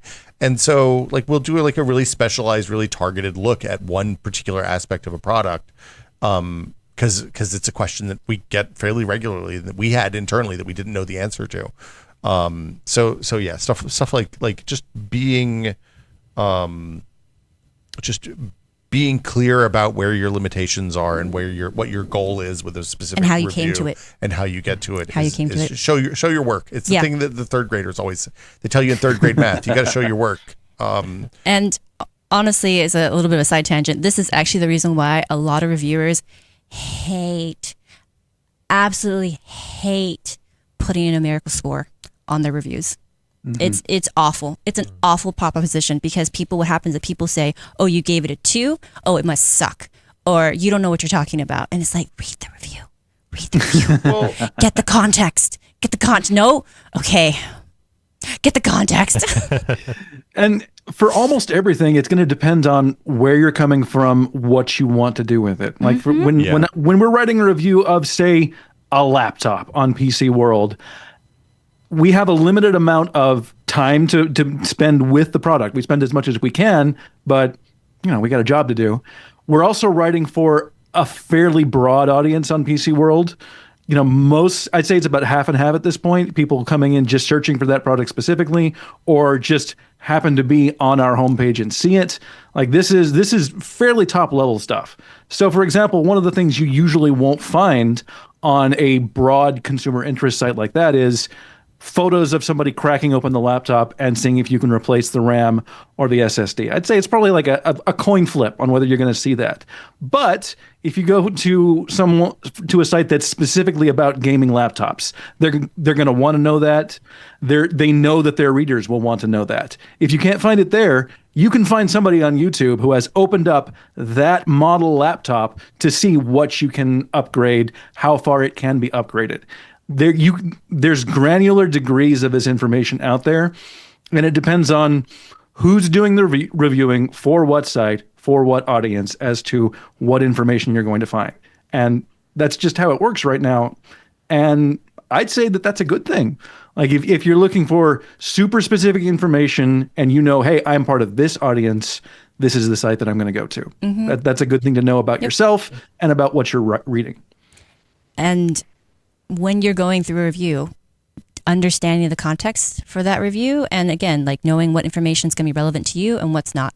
So if I had been reviewing the writing device that Mike had reviewed, I probably would not give it the score that he gave it, because for me, that keyboard probably would have worked much better.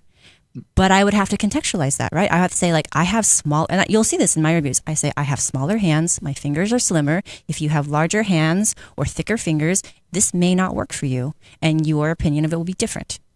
I just wish people would read. Well, I mean, that's the wishing people would read has always been my argument against the numerical score, right? That's why we hate it. Yeah, because people just skip right to the end and they're like, oh, okay, I got the whole gist. I'm good. I know. Why we do you talk hate about this thing? across, like when I was doing video game reviews, when I'm tech reviews, like not everybody, but most people really dislike that score, because on the one hand, we understand why it's useful to people, but on the other hand, it just creates this whole. Yeah. So the thing I pitched when we started tested to avoid the numerical score. Oh, here we go. This is a serious thing I pitched. It was a terrible idea, just to be clear. Okay. Was that we would have a rating, because like if you look at two things, you can be like, oh, okay, that microphone is better than that webcam, right? Like that's a really good thing. I'd rather have that. Which one would I rather have? And if you do that for everything you ever review, eventually you have a list of all of the products known to mankind, sorted in order from best to worst. It's a simple system. So you're saying that you just never sleep, you never eat, you never always be reviewing. You just always be reviewing. Yeah. In your sleep, always. But then theoretically, you could put like a Chevrolet Bolt on the list with a GeForce 5800. You know which one's better than the other one. Especially on what access they overlap as well. Yeah, of course. So for something like graphics cards, you can make that weighted list for the most part. You can quantify most of those data points, but you can't do that for everything. One of my favorite reviewers in any medium is a guy named Yahtzee Croshaw. He's been doing it on YouTube. He does the little doodle video game reviews. He's been doing this for 15 years. He's a guy I respect a lot. He refuses to use scores. And I respect that position that he has, because he's like, all right, this is a game, this is a story, this is an experience. You can't boil that down from 1 star to 5 stars. Also, his reviews are videos that are 5 minutes long. So it's not the same as a 3,000 word review of a laptop, where a lot of it is quantifiable data that you need to compare, that boils down to, all right, it does this on a benchmark, you spend this much on the laptop. You can quantify that data. So, I mean, is it for a movie or a game or a book, I can understand why you wouldn't want to boil it down to a number, because that inherently invites direct quantified comparison, even to the next video game, book, movie. And you can't say this is better than that one. It's the worst. when something's close. It's the worst. Yeah. Yeah. What's a 9 for an RTS versus a 9 for a platformer? But that's exactly. a creative, like on a laptop. The thing about the difference between a creative game, like creative thing like a game or a movie or music criticism, and like a laptop, is that if a laptop is fundamentally perfect, but it ships with a terrible trackpad, that laptop is useless to me, right? Like I need the trackpad to be good in order to use the laptop. Yeah, I know. Not to somebody who might plug in a mouse, right? I'm- So, but that's the thing. That's the thing. That's the thing with the reviews, right? That's exactly the crux of the issue, because you're going to have to give it a score, and for you, that might be a 6, right? Because Oh, you if it has hate a bad trackpad, it's going to get way worse than a 6. all I know. I'm just trying to be generous, okay? Because the hardware was good in this theoretical example, right? And then for somebody else like me, maybe that's a 7.5. You don't have a mouse plugged in right now, though. I'm just saying a 7.5, not a 6. Devil's advocate in here. This isn't a real example. 7.5. I might be able to put up with that trackpad. That's all I'm saying, right? gonna have to And talk then to so your then someone editor. reads this and they're like, "Well, who gave this a 7.5? This is absolutely a 4, Yeah. right?" And then they're like, "Oh, this review can't be trusted." It's like, well, you just read this article. And might be here's able to a little bit of inside baseball for you folks. We can see how long you spend on the review. Like, I write a review that's 2,000 words, and I can see, I won't spill the beans totally, but I can see the average number of seconds spent on that page, and it is quite a bit less than it takes to read 2,000 words. Maybe people are insanely fast readers, Mike. Just think about it. Speed readers all the way around. But yeah, part of the reason that a lot of these sites give numerical scores is because we know there's a good chunk of the readership who's only looking at the score and maybe 3 bullet points. So, I mean, there's a little bit of blame to go around here. Yep. I just want to know what the cheapest, best 4K OLED monitor is. It's under $300, and also needs to support like 480 refresh rate. That's all It's a simple ask, really. That's all I'm looking Hey, for. that sounds like a perfect question to ask an AI that's right 100% of the time, Oh, yeah. 60% of the time. Yeah, 60% exactly. of the time. All right, I think it's my turn for the next question. Yeah, go for it, Lee. All right, so this is kind of an amalgamation of questions that we got after last week's discussion about online security and passkeys specifically.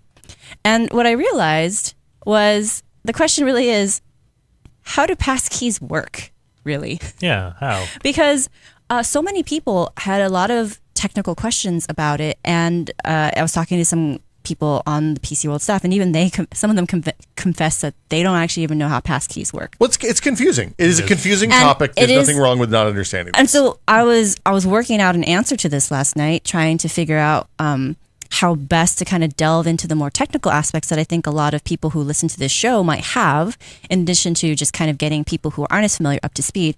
I ended up writing like a 1,600 word feature, so that might appear on PCWorld at some point. Cool. But so to bring everybody back down to the basics real quick. So passkeys, even though the name is so similar to password, they are fundamentally different in how what information is used and how the authentication process works. So that's the first thing that people really need to know. So with a password, you have typically a user ID, either an actual just word or your email address, whatever. And then you have the other half of the credential, which is the password itself. Maybe that's a random string. Maybe that's a passphrase, right? Where you just put a bunch of like random words together to get to the right level. What I think it's called Maybe entropy. it's just password 11. We can talk about that later, Will. But that's Okay. the answer. Short answer is no. And everyone knows the shortcomings of passwords, right? Like if you share it with people, anybody can use it. They're not locked down to anything in particular. So that's why data breaches are such a problem. And why we tell people, use something that's not guessable, use a password manager. There's no way you're going to remember hundreds of passwords, because most of us are at a stage now that we are using so many services. We're in the dozens, if not hundreds. Especially our crew, I bet we're in the hundreds. The best practice is to not use the same password on multiple Yes, and you sites. can't keep track of it and have it still be secure enough if you're tracking or managing 100 plus, even 24 plus unique passwords, right? Yeah.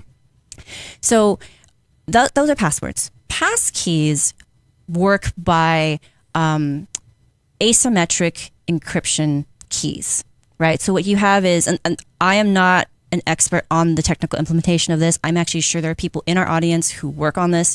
Please chime in with refinements in the comments or on Discord if you feel that needs to be some. But the basics of it is that you have a public key, which anybody can see, it's public, and you have a private key. And the private key is kept secret. And there's a bunch of fantastic explain it like I'm 5 explanations for how this works on Reddit.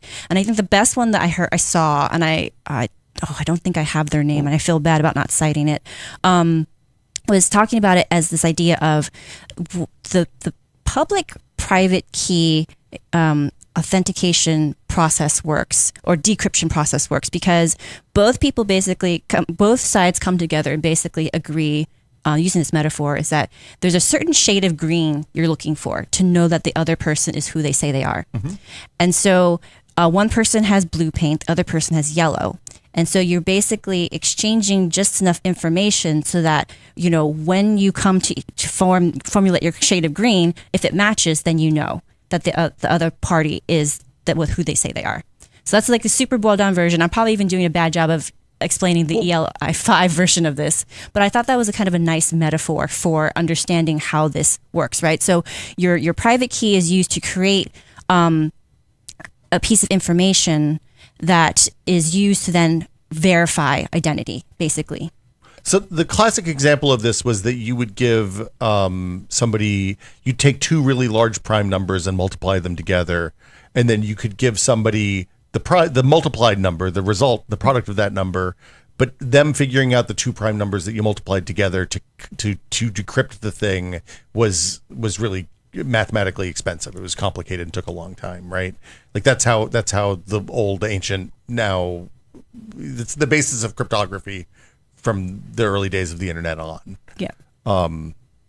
So anyway, I'm not, I can't actually speak elegantly on this part. I just kind of understand how this works as a kind of a general way it's one of those things where I understand in my head, but explaining it to other people tells me I haven't quite grasped at the level I need to be able to explain it, cleanly. Yeah. And so that's kind of the best I have for that part. And there's a ton of great resources online for you to read if you want to dive more into actually how that works. Also, I don't want this to turn into an hour-long segment. Yeah. So because of that, because passkeys, which is the informal name for the WebAuthn standard, because it relies on this public-private key encryption method, you're never sharing information that can be shared the same way a password can. So that private key never leaves. So the way it works is that the website will have the public key, you have the private key, and you will never be sharing that private key. So even if a website is hacked, the hacker only gets the public key. And that is part of what keeps the passkey more secure, because it's not like they get the hashes for, passwords or whatever, and then that can be cracked. It doesn't work the same way. Yeah. So I think where the confusion is one, people don't understand that's how it works, right? And I think most of our audience, or a large portion, do understand that part. I think where it starts getting sticky for people, and where I saw a lot of questions happening, is that they're not really sure of how come we're saying that this is more phishing resistant. And so that's where I kind of wanted to do a quick refinement of different phrases, which is, okay, so we have phishing as a concept. We have, the abbreviation you just see as MITM. So in the old days, we just called that a man-in-the-middle attack. I've seen it more recently referred to as a meddler-in-the-middle attack to make it less, gendered. Either way, you'll just see MITM as the style attack. So phishing is when somebody convinces you to give them their credentials. Give them your credentials. So I want to break that down a second. So I'm just going to outline the terminology first, right? So we have phishing as a concept, we have MITM attacks as a concept, we have session hijacking as a concept, and then we have cookie theft as a concept, right? So I want to talk about all of these because it gets muddy when you look at this online, and this is why it's so confused. I actually think passkeys are a more confusing concept for those of us who are technically minded than it is for the general public. And that's another thing that I wrote about when I was writing up my notes, is because when you talk to someone who is going to be using things like password 123 as their password, and you tell them, hey, you just need to go to the website and create this thing called a passkey. You're gonna put it on your phone, or you're gonna put it on your PC or your MacBook, and then after that, all you have to do is use your fingerprint or your face, and it'll allow access to the passkey, and you're in. Boom, and it's so much safer. You don't have to memorize anything for passkeys, and you're set. And I think most very everyday users are gonna go, great, I love that, perfect. And these same users are also not going to be complicated like the way we are. they're not going to have a third-party password manager typically. They're going to be locked into Apple's or Google's or even Microsoft's ecosystem. They're not going to have this conflict. At most, maybe a PC user might have a conflict, quote unquote, between the Windows asking, hey, do you want to store the passkey on your Windows device, or do you want to save it to a different device, which could get a little confusing for them, but not, in my opinion, not terribly. I think it's for us, the people who could know, oh, but you can't do this, you can't do that, and you can't do that. That's when it gets confusing, because you're like, well, what about this situation? What about this situation? So rewinding to what I just said for the terminology, I think there's a lot of times where people hear these different phrases and they start kind of mashing them all together, and then thinking about these different scenarios and wondering how passkeys are going to cover them in those scenarios. And so first of all, let's define phishing. Okay. So I think for me, how I would describe it, phishing broadly summarized would be the idea that someone, an attacker, a bad actor, is trying to trick another person into giving up sensitive information or performing some kind of harmful task. And so in this case, when it comes to security, they're giving up your credentials, potentially, giving up your social security number, giving up something that they can use to then later maybe steal from you or do something not great to, basically they want private information so they can do nefarious things with it. Exactly. Thank you. Or the other side of it is that they want you to install malware so they can then steal information that they can use for nefarious purposes, right? Yeah. So they're not directly stealing information from you, but they're doing it kind of on the sly, right? They may install a keylogger and then use that to get the information they want. Yeah, exactly. Yeah. So phishing is a general concept can incorporate different style of attacks, right? And what kind of information they're trying to pull. And you can read about this also again online about how it can be defined in different ways. But I think for me, fundamentally understanding that phishing is just this concept of, it can be as simple as emailing somebody and saying, hey, we're your bank, please email us back your credentials because we need to unfreeze your account. Or it can be as sophisticated as, someone sending you a text message or an email, again, some kind of reaching out. A voice call that sounds like a loved one. Yeah, reaching out to you so that they can then perform some kind of much more sophisticated MITM style attack, trying to steal cookies, that kind of thing. So that's one part of it, right?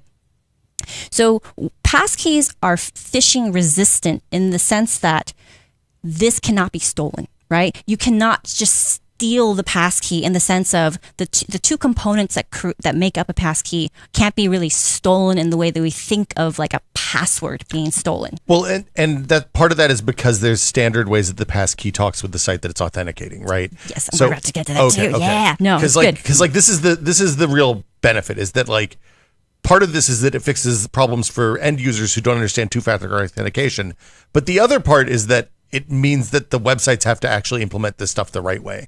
Or the people that are storing passwords and all that stuff. Elena just scrolled 3 pages through. Yeah, I'm just checking my notes to make sure I'm covering the stuff I want to cover here.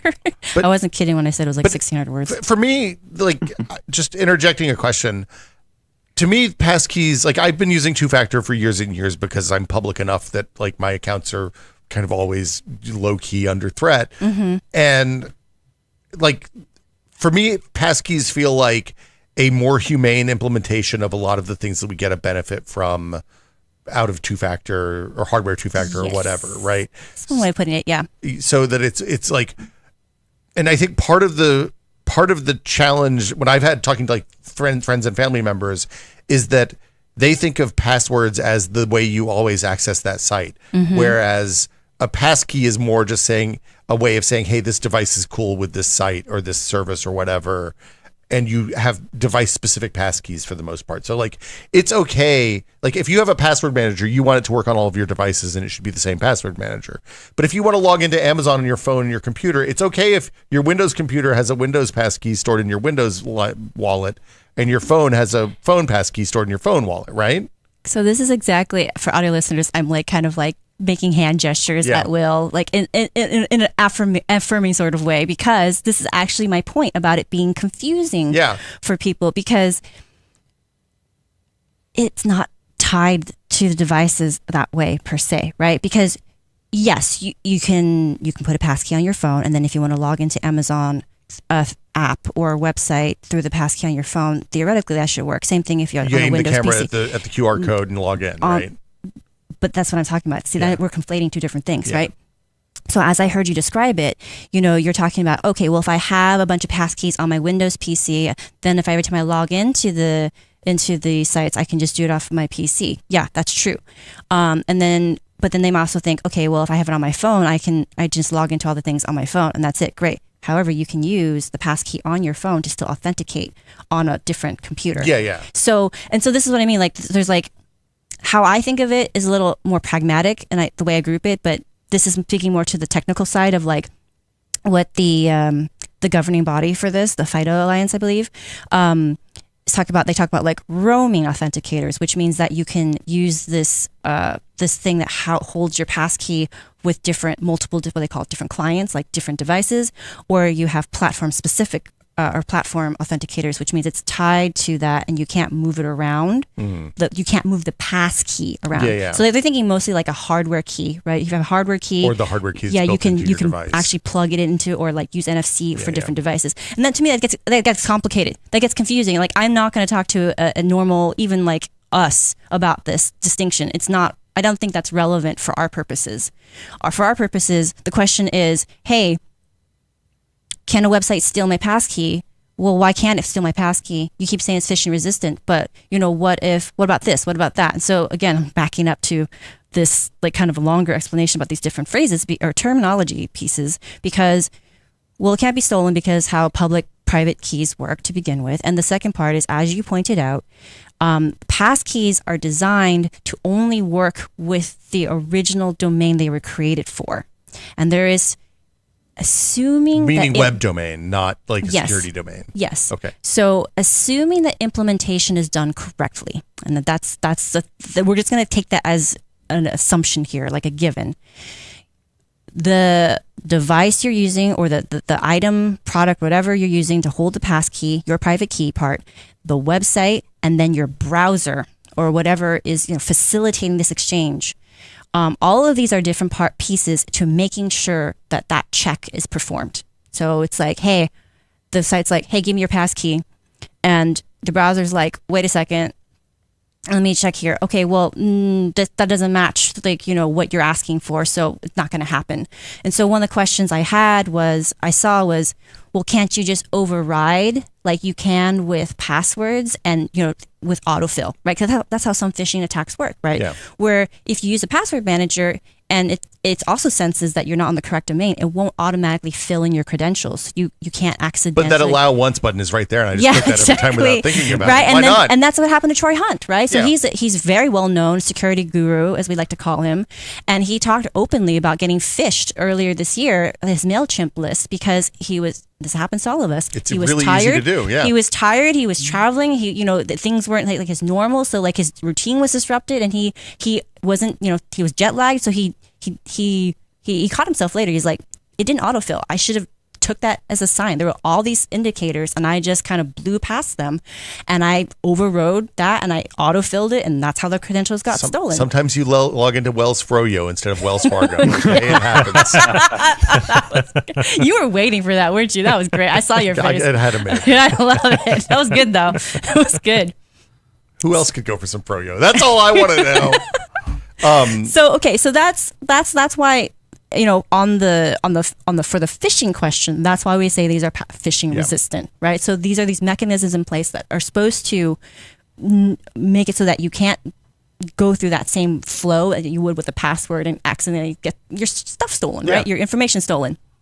Okay, so the next thing, they're like, well, what about a meddler in the middle attack, like an MITM attack, right? So that's a more sophisticated version of a phishing style attack, which is the phishing part is that they send you off to this website and they actually make it seem legitimate enough that as it's not just stealing your credentials, as you're inputting it, it's actually facilitating that exchange with the legitimate site and presenting through it. They basically create like a pass through. They are in the middle of the exchange. Sometimes this happens on the phone too. Sometimes like somebody will call you and say they're from your bank, and they need you to give them the code. That's the more social version of it. Yeah. So that is a MITM meddler in the middle person in the middle, whatever you want to call it, attack, right? So that you have some kind of intermediary, a bad actor as an intermediary, passing the stuff through, and that's how they capture your password. And it can overcome two-factor authentication if you're using like something like, just, tokens like codes, right? Because it's facilitating this actual exchange with the legitimate website, it'll end up giving that prompt like, they hey, get put the in right two-factor. put your two-factor code in, and then they have an authenticated session that they can work with, right? And at that point, they can do whatever they want, presumably. Right. And so, again, we have to break this into pieces because there is the interloper part, right? Like the man in the middle part, and that is not supposed to work with.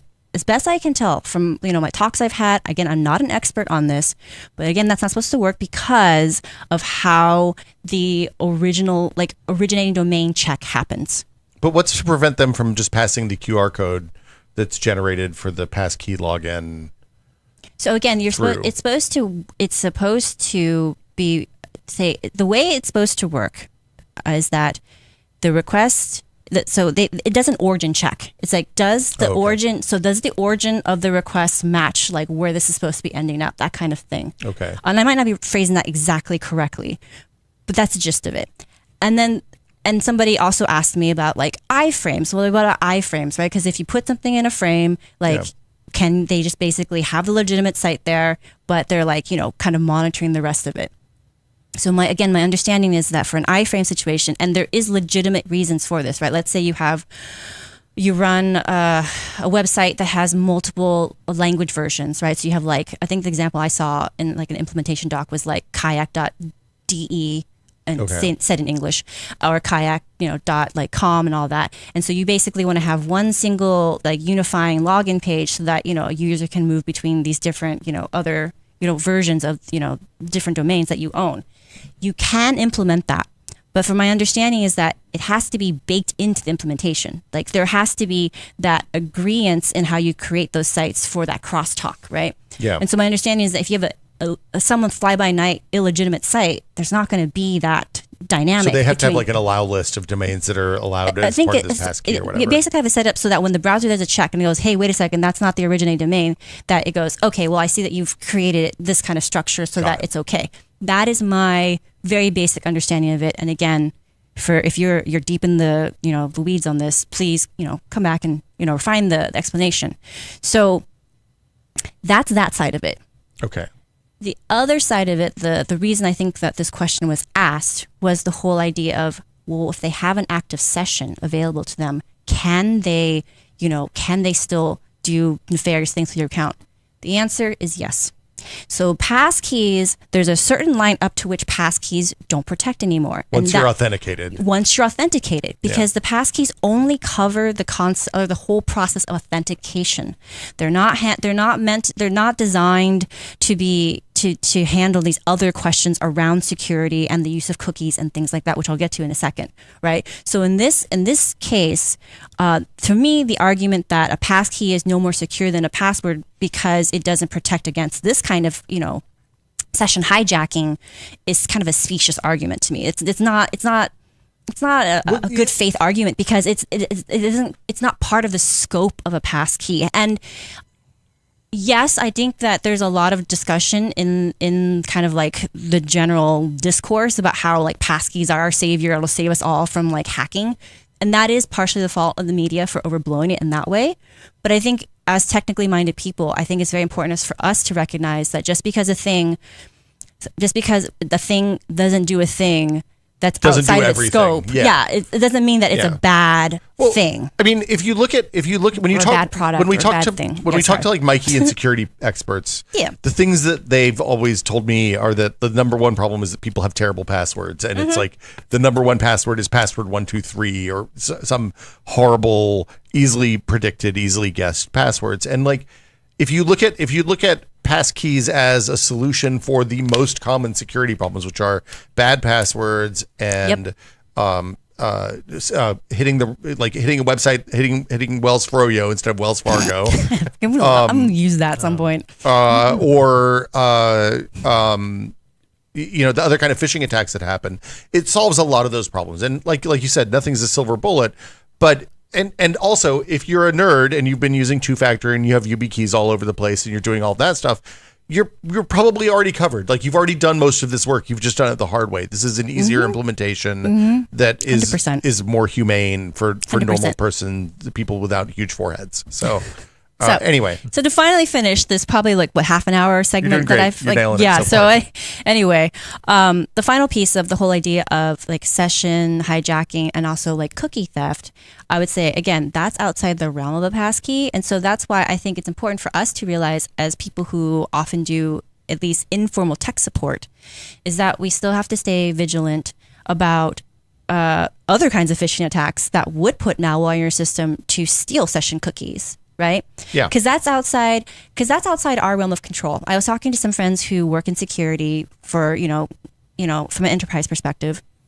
And they were talking about how like there is movement in that side about how you can, as a website, manager, operator, you can set cookies so that they are, set to that user's geolocation, or that tied to a specific device. If something changes, they log out the user, things like that. They can do those things. Can they hook into like TPM and stuff like that, so that's tied to the machine? I didn't get that deep into the conversation with them. Actually, it would be a great thing to bring a security expert on at some point next too. time he comes Yeah, by, exactly. I think it'd be a great question for someone who's like deeper in those specifics.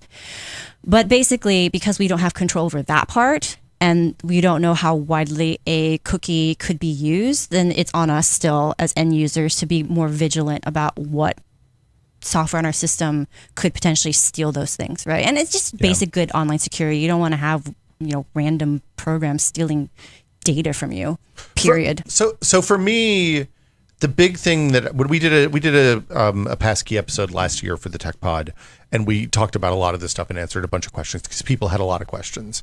And the big takeaways for me were that it gives you a lot of the benefit of good passwords and two-factor. If you lose access to but it's tied to the device, it's okay to have multiple passkeys on different devices.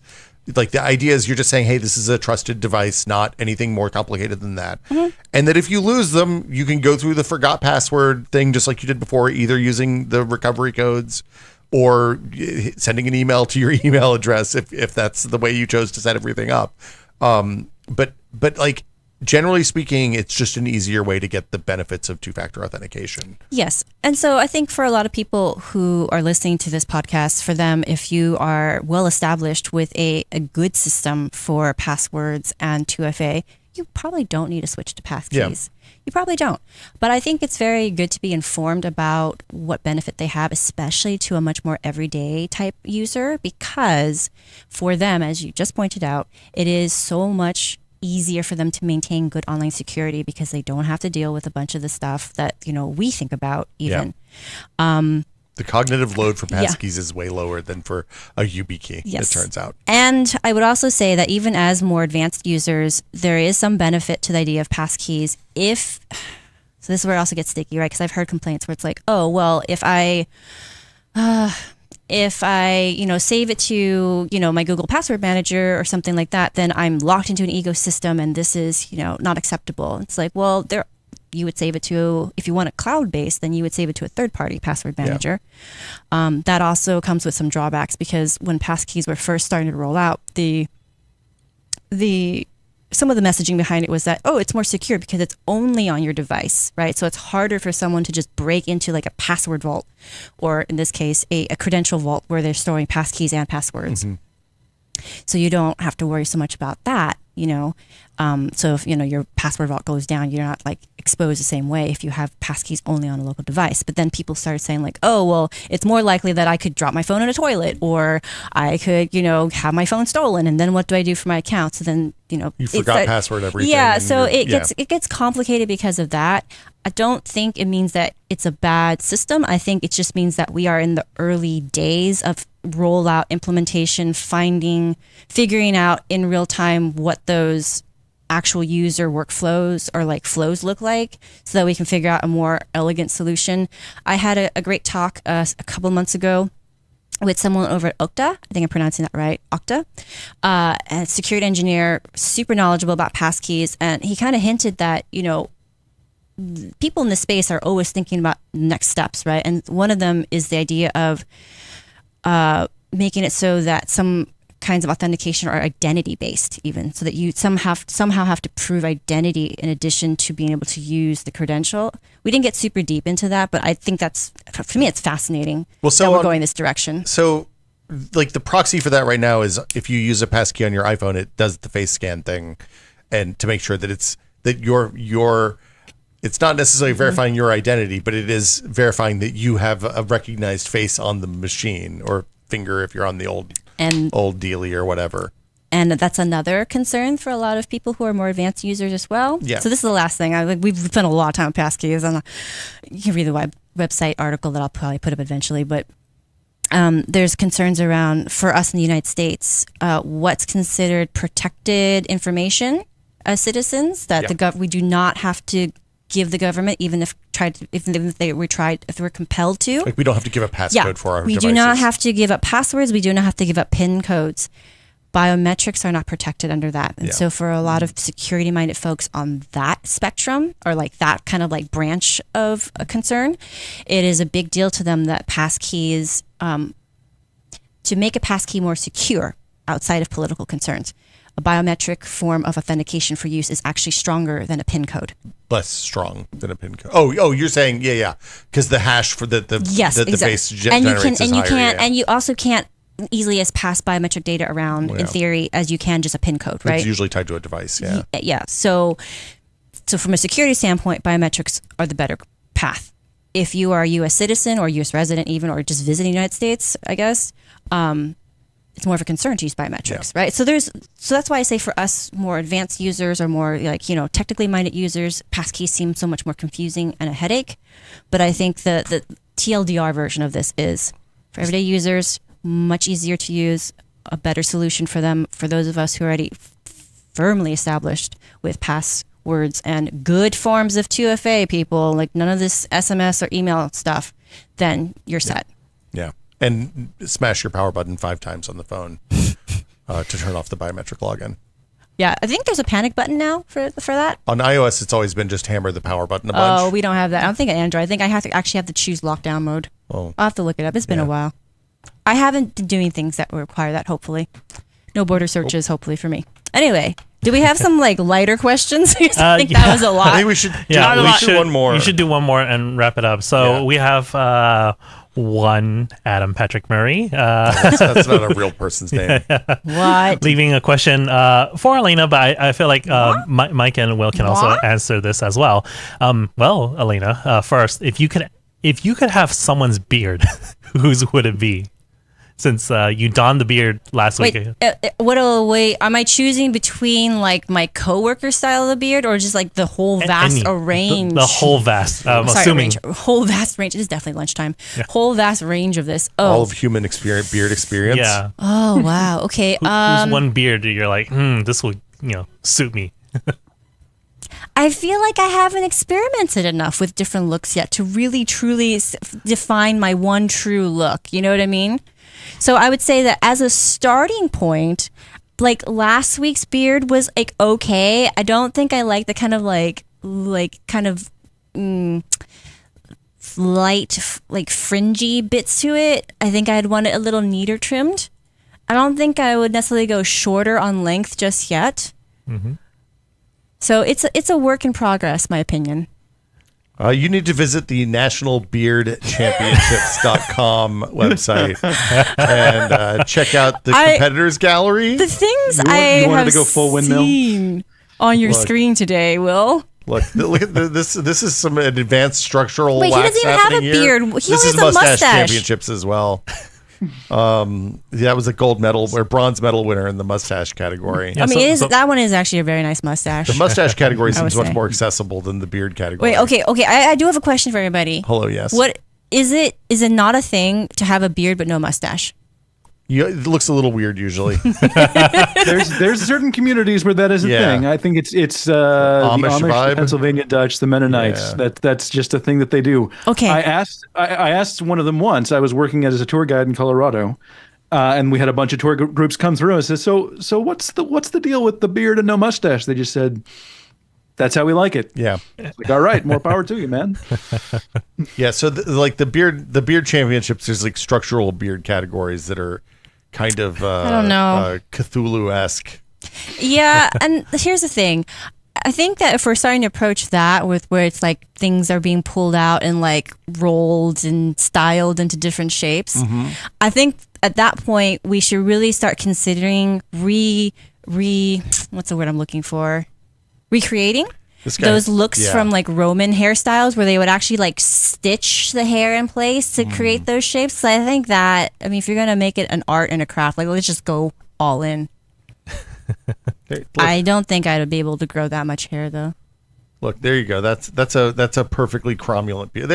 You know what? I like the beard, but I don't think I dig the mustache. That seems like a soup It's a catcher. bit much. Yeah, the mustache is a soup. It's impediment to soup always. Yeah, I don't know how I feel about that. I'm glad I Okay. didn't have to try to eat with that thing on.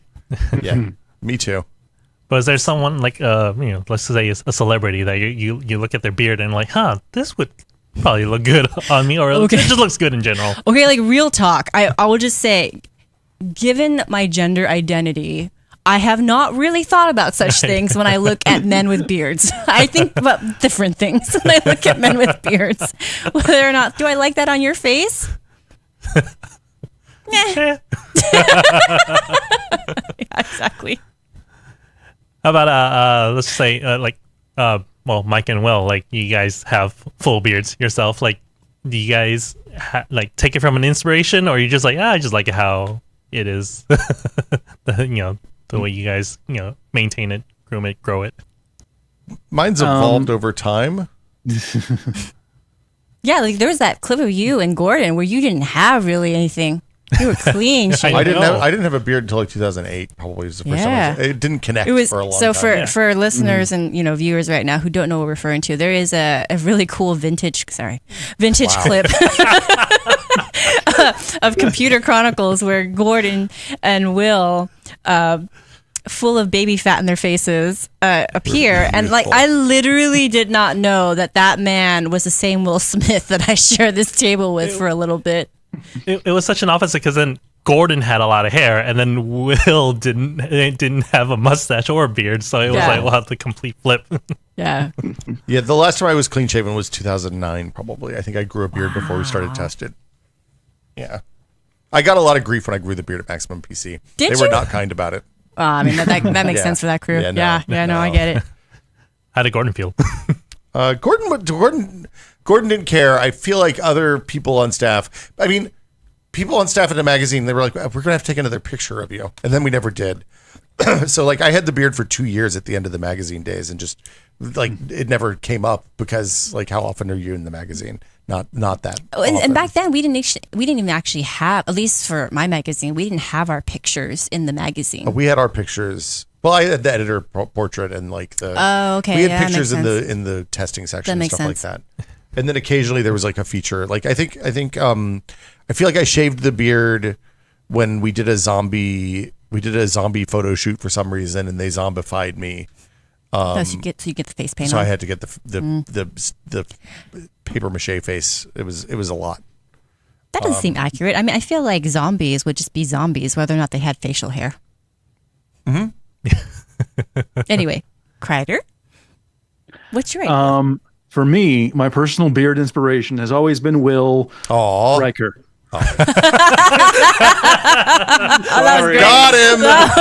Really well done. Look, Will Riker is a character on Star Trek: The Next Generation, which was the Star Trek that was on when I was a kid, and Will Riker is a great character. He's actually where the phrase "grow the beard" comes from. It is a pop culture phrase. It's the opposite of "jump the shark." yeah. Because I think it was the second season of Next Generation when It's true.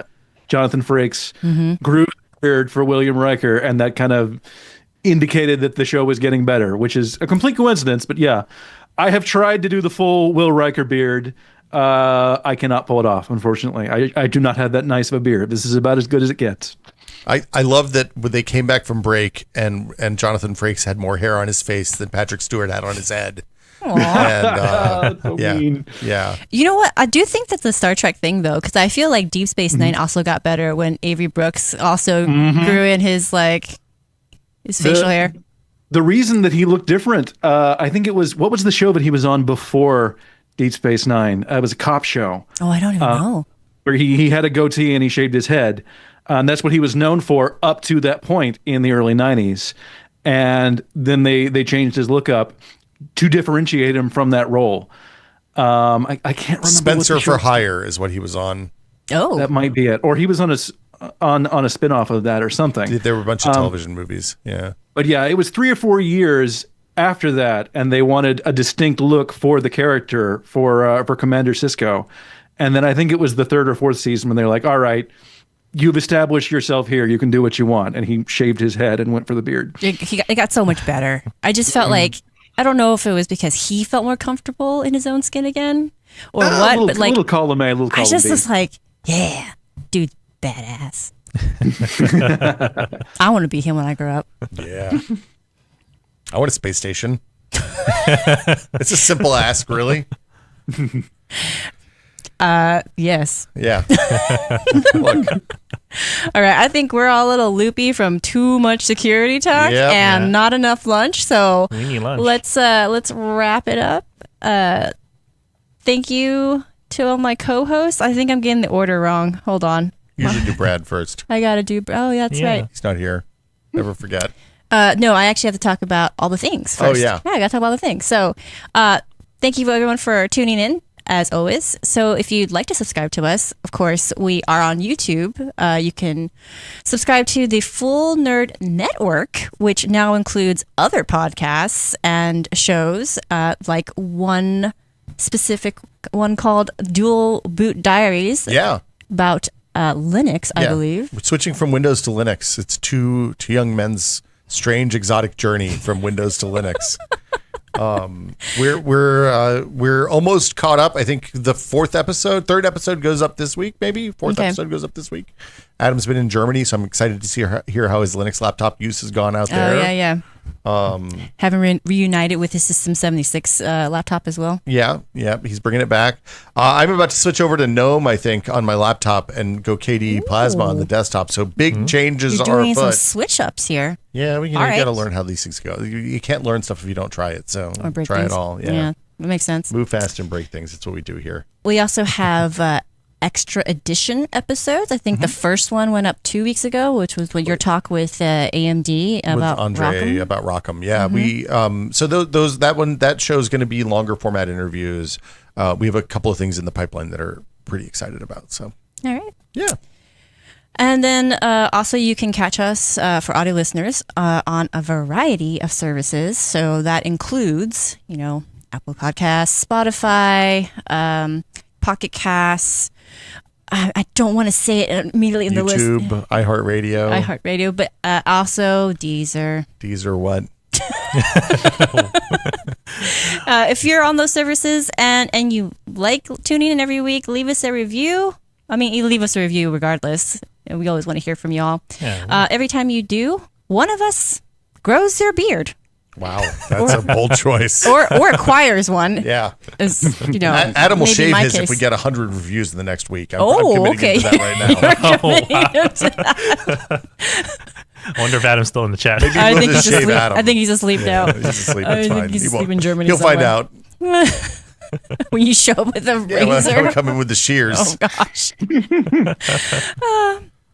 Also, if you like the talk about random nerd topics, sign up for the Full Nerd newsletter that we publish through the PCWorld website. So I write that every week. Usually there's some kind of topic that's either relevant to the news or just top of mind for me based on conversations we have here on the show.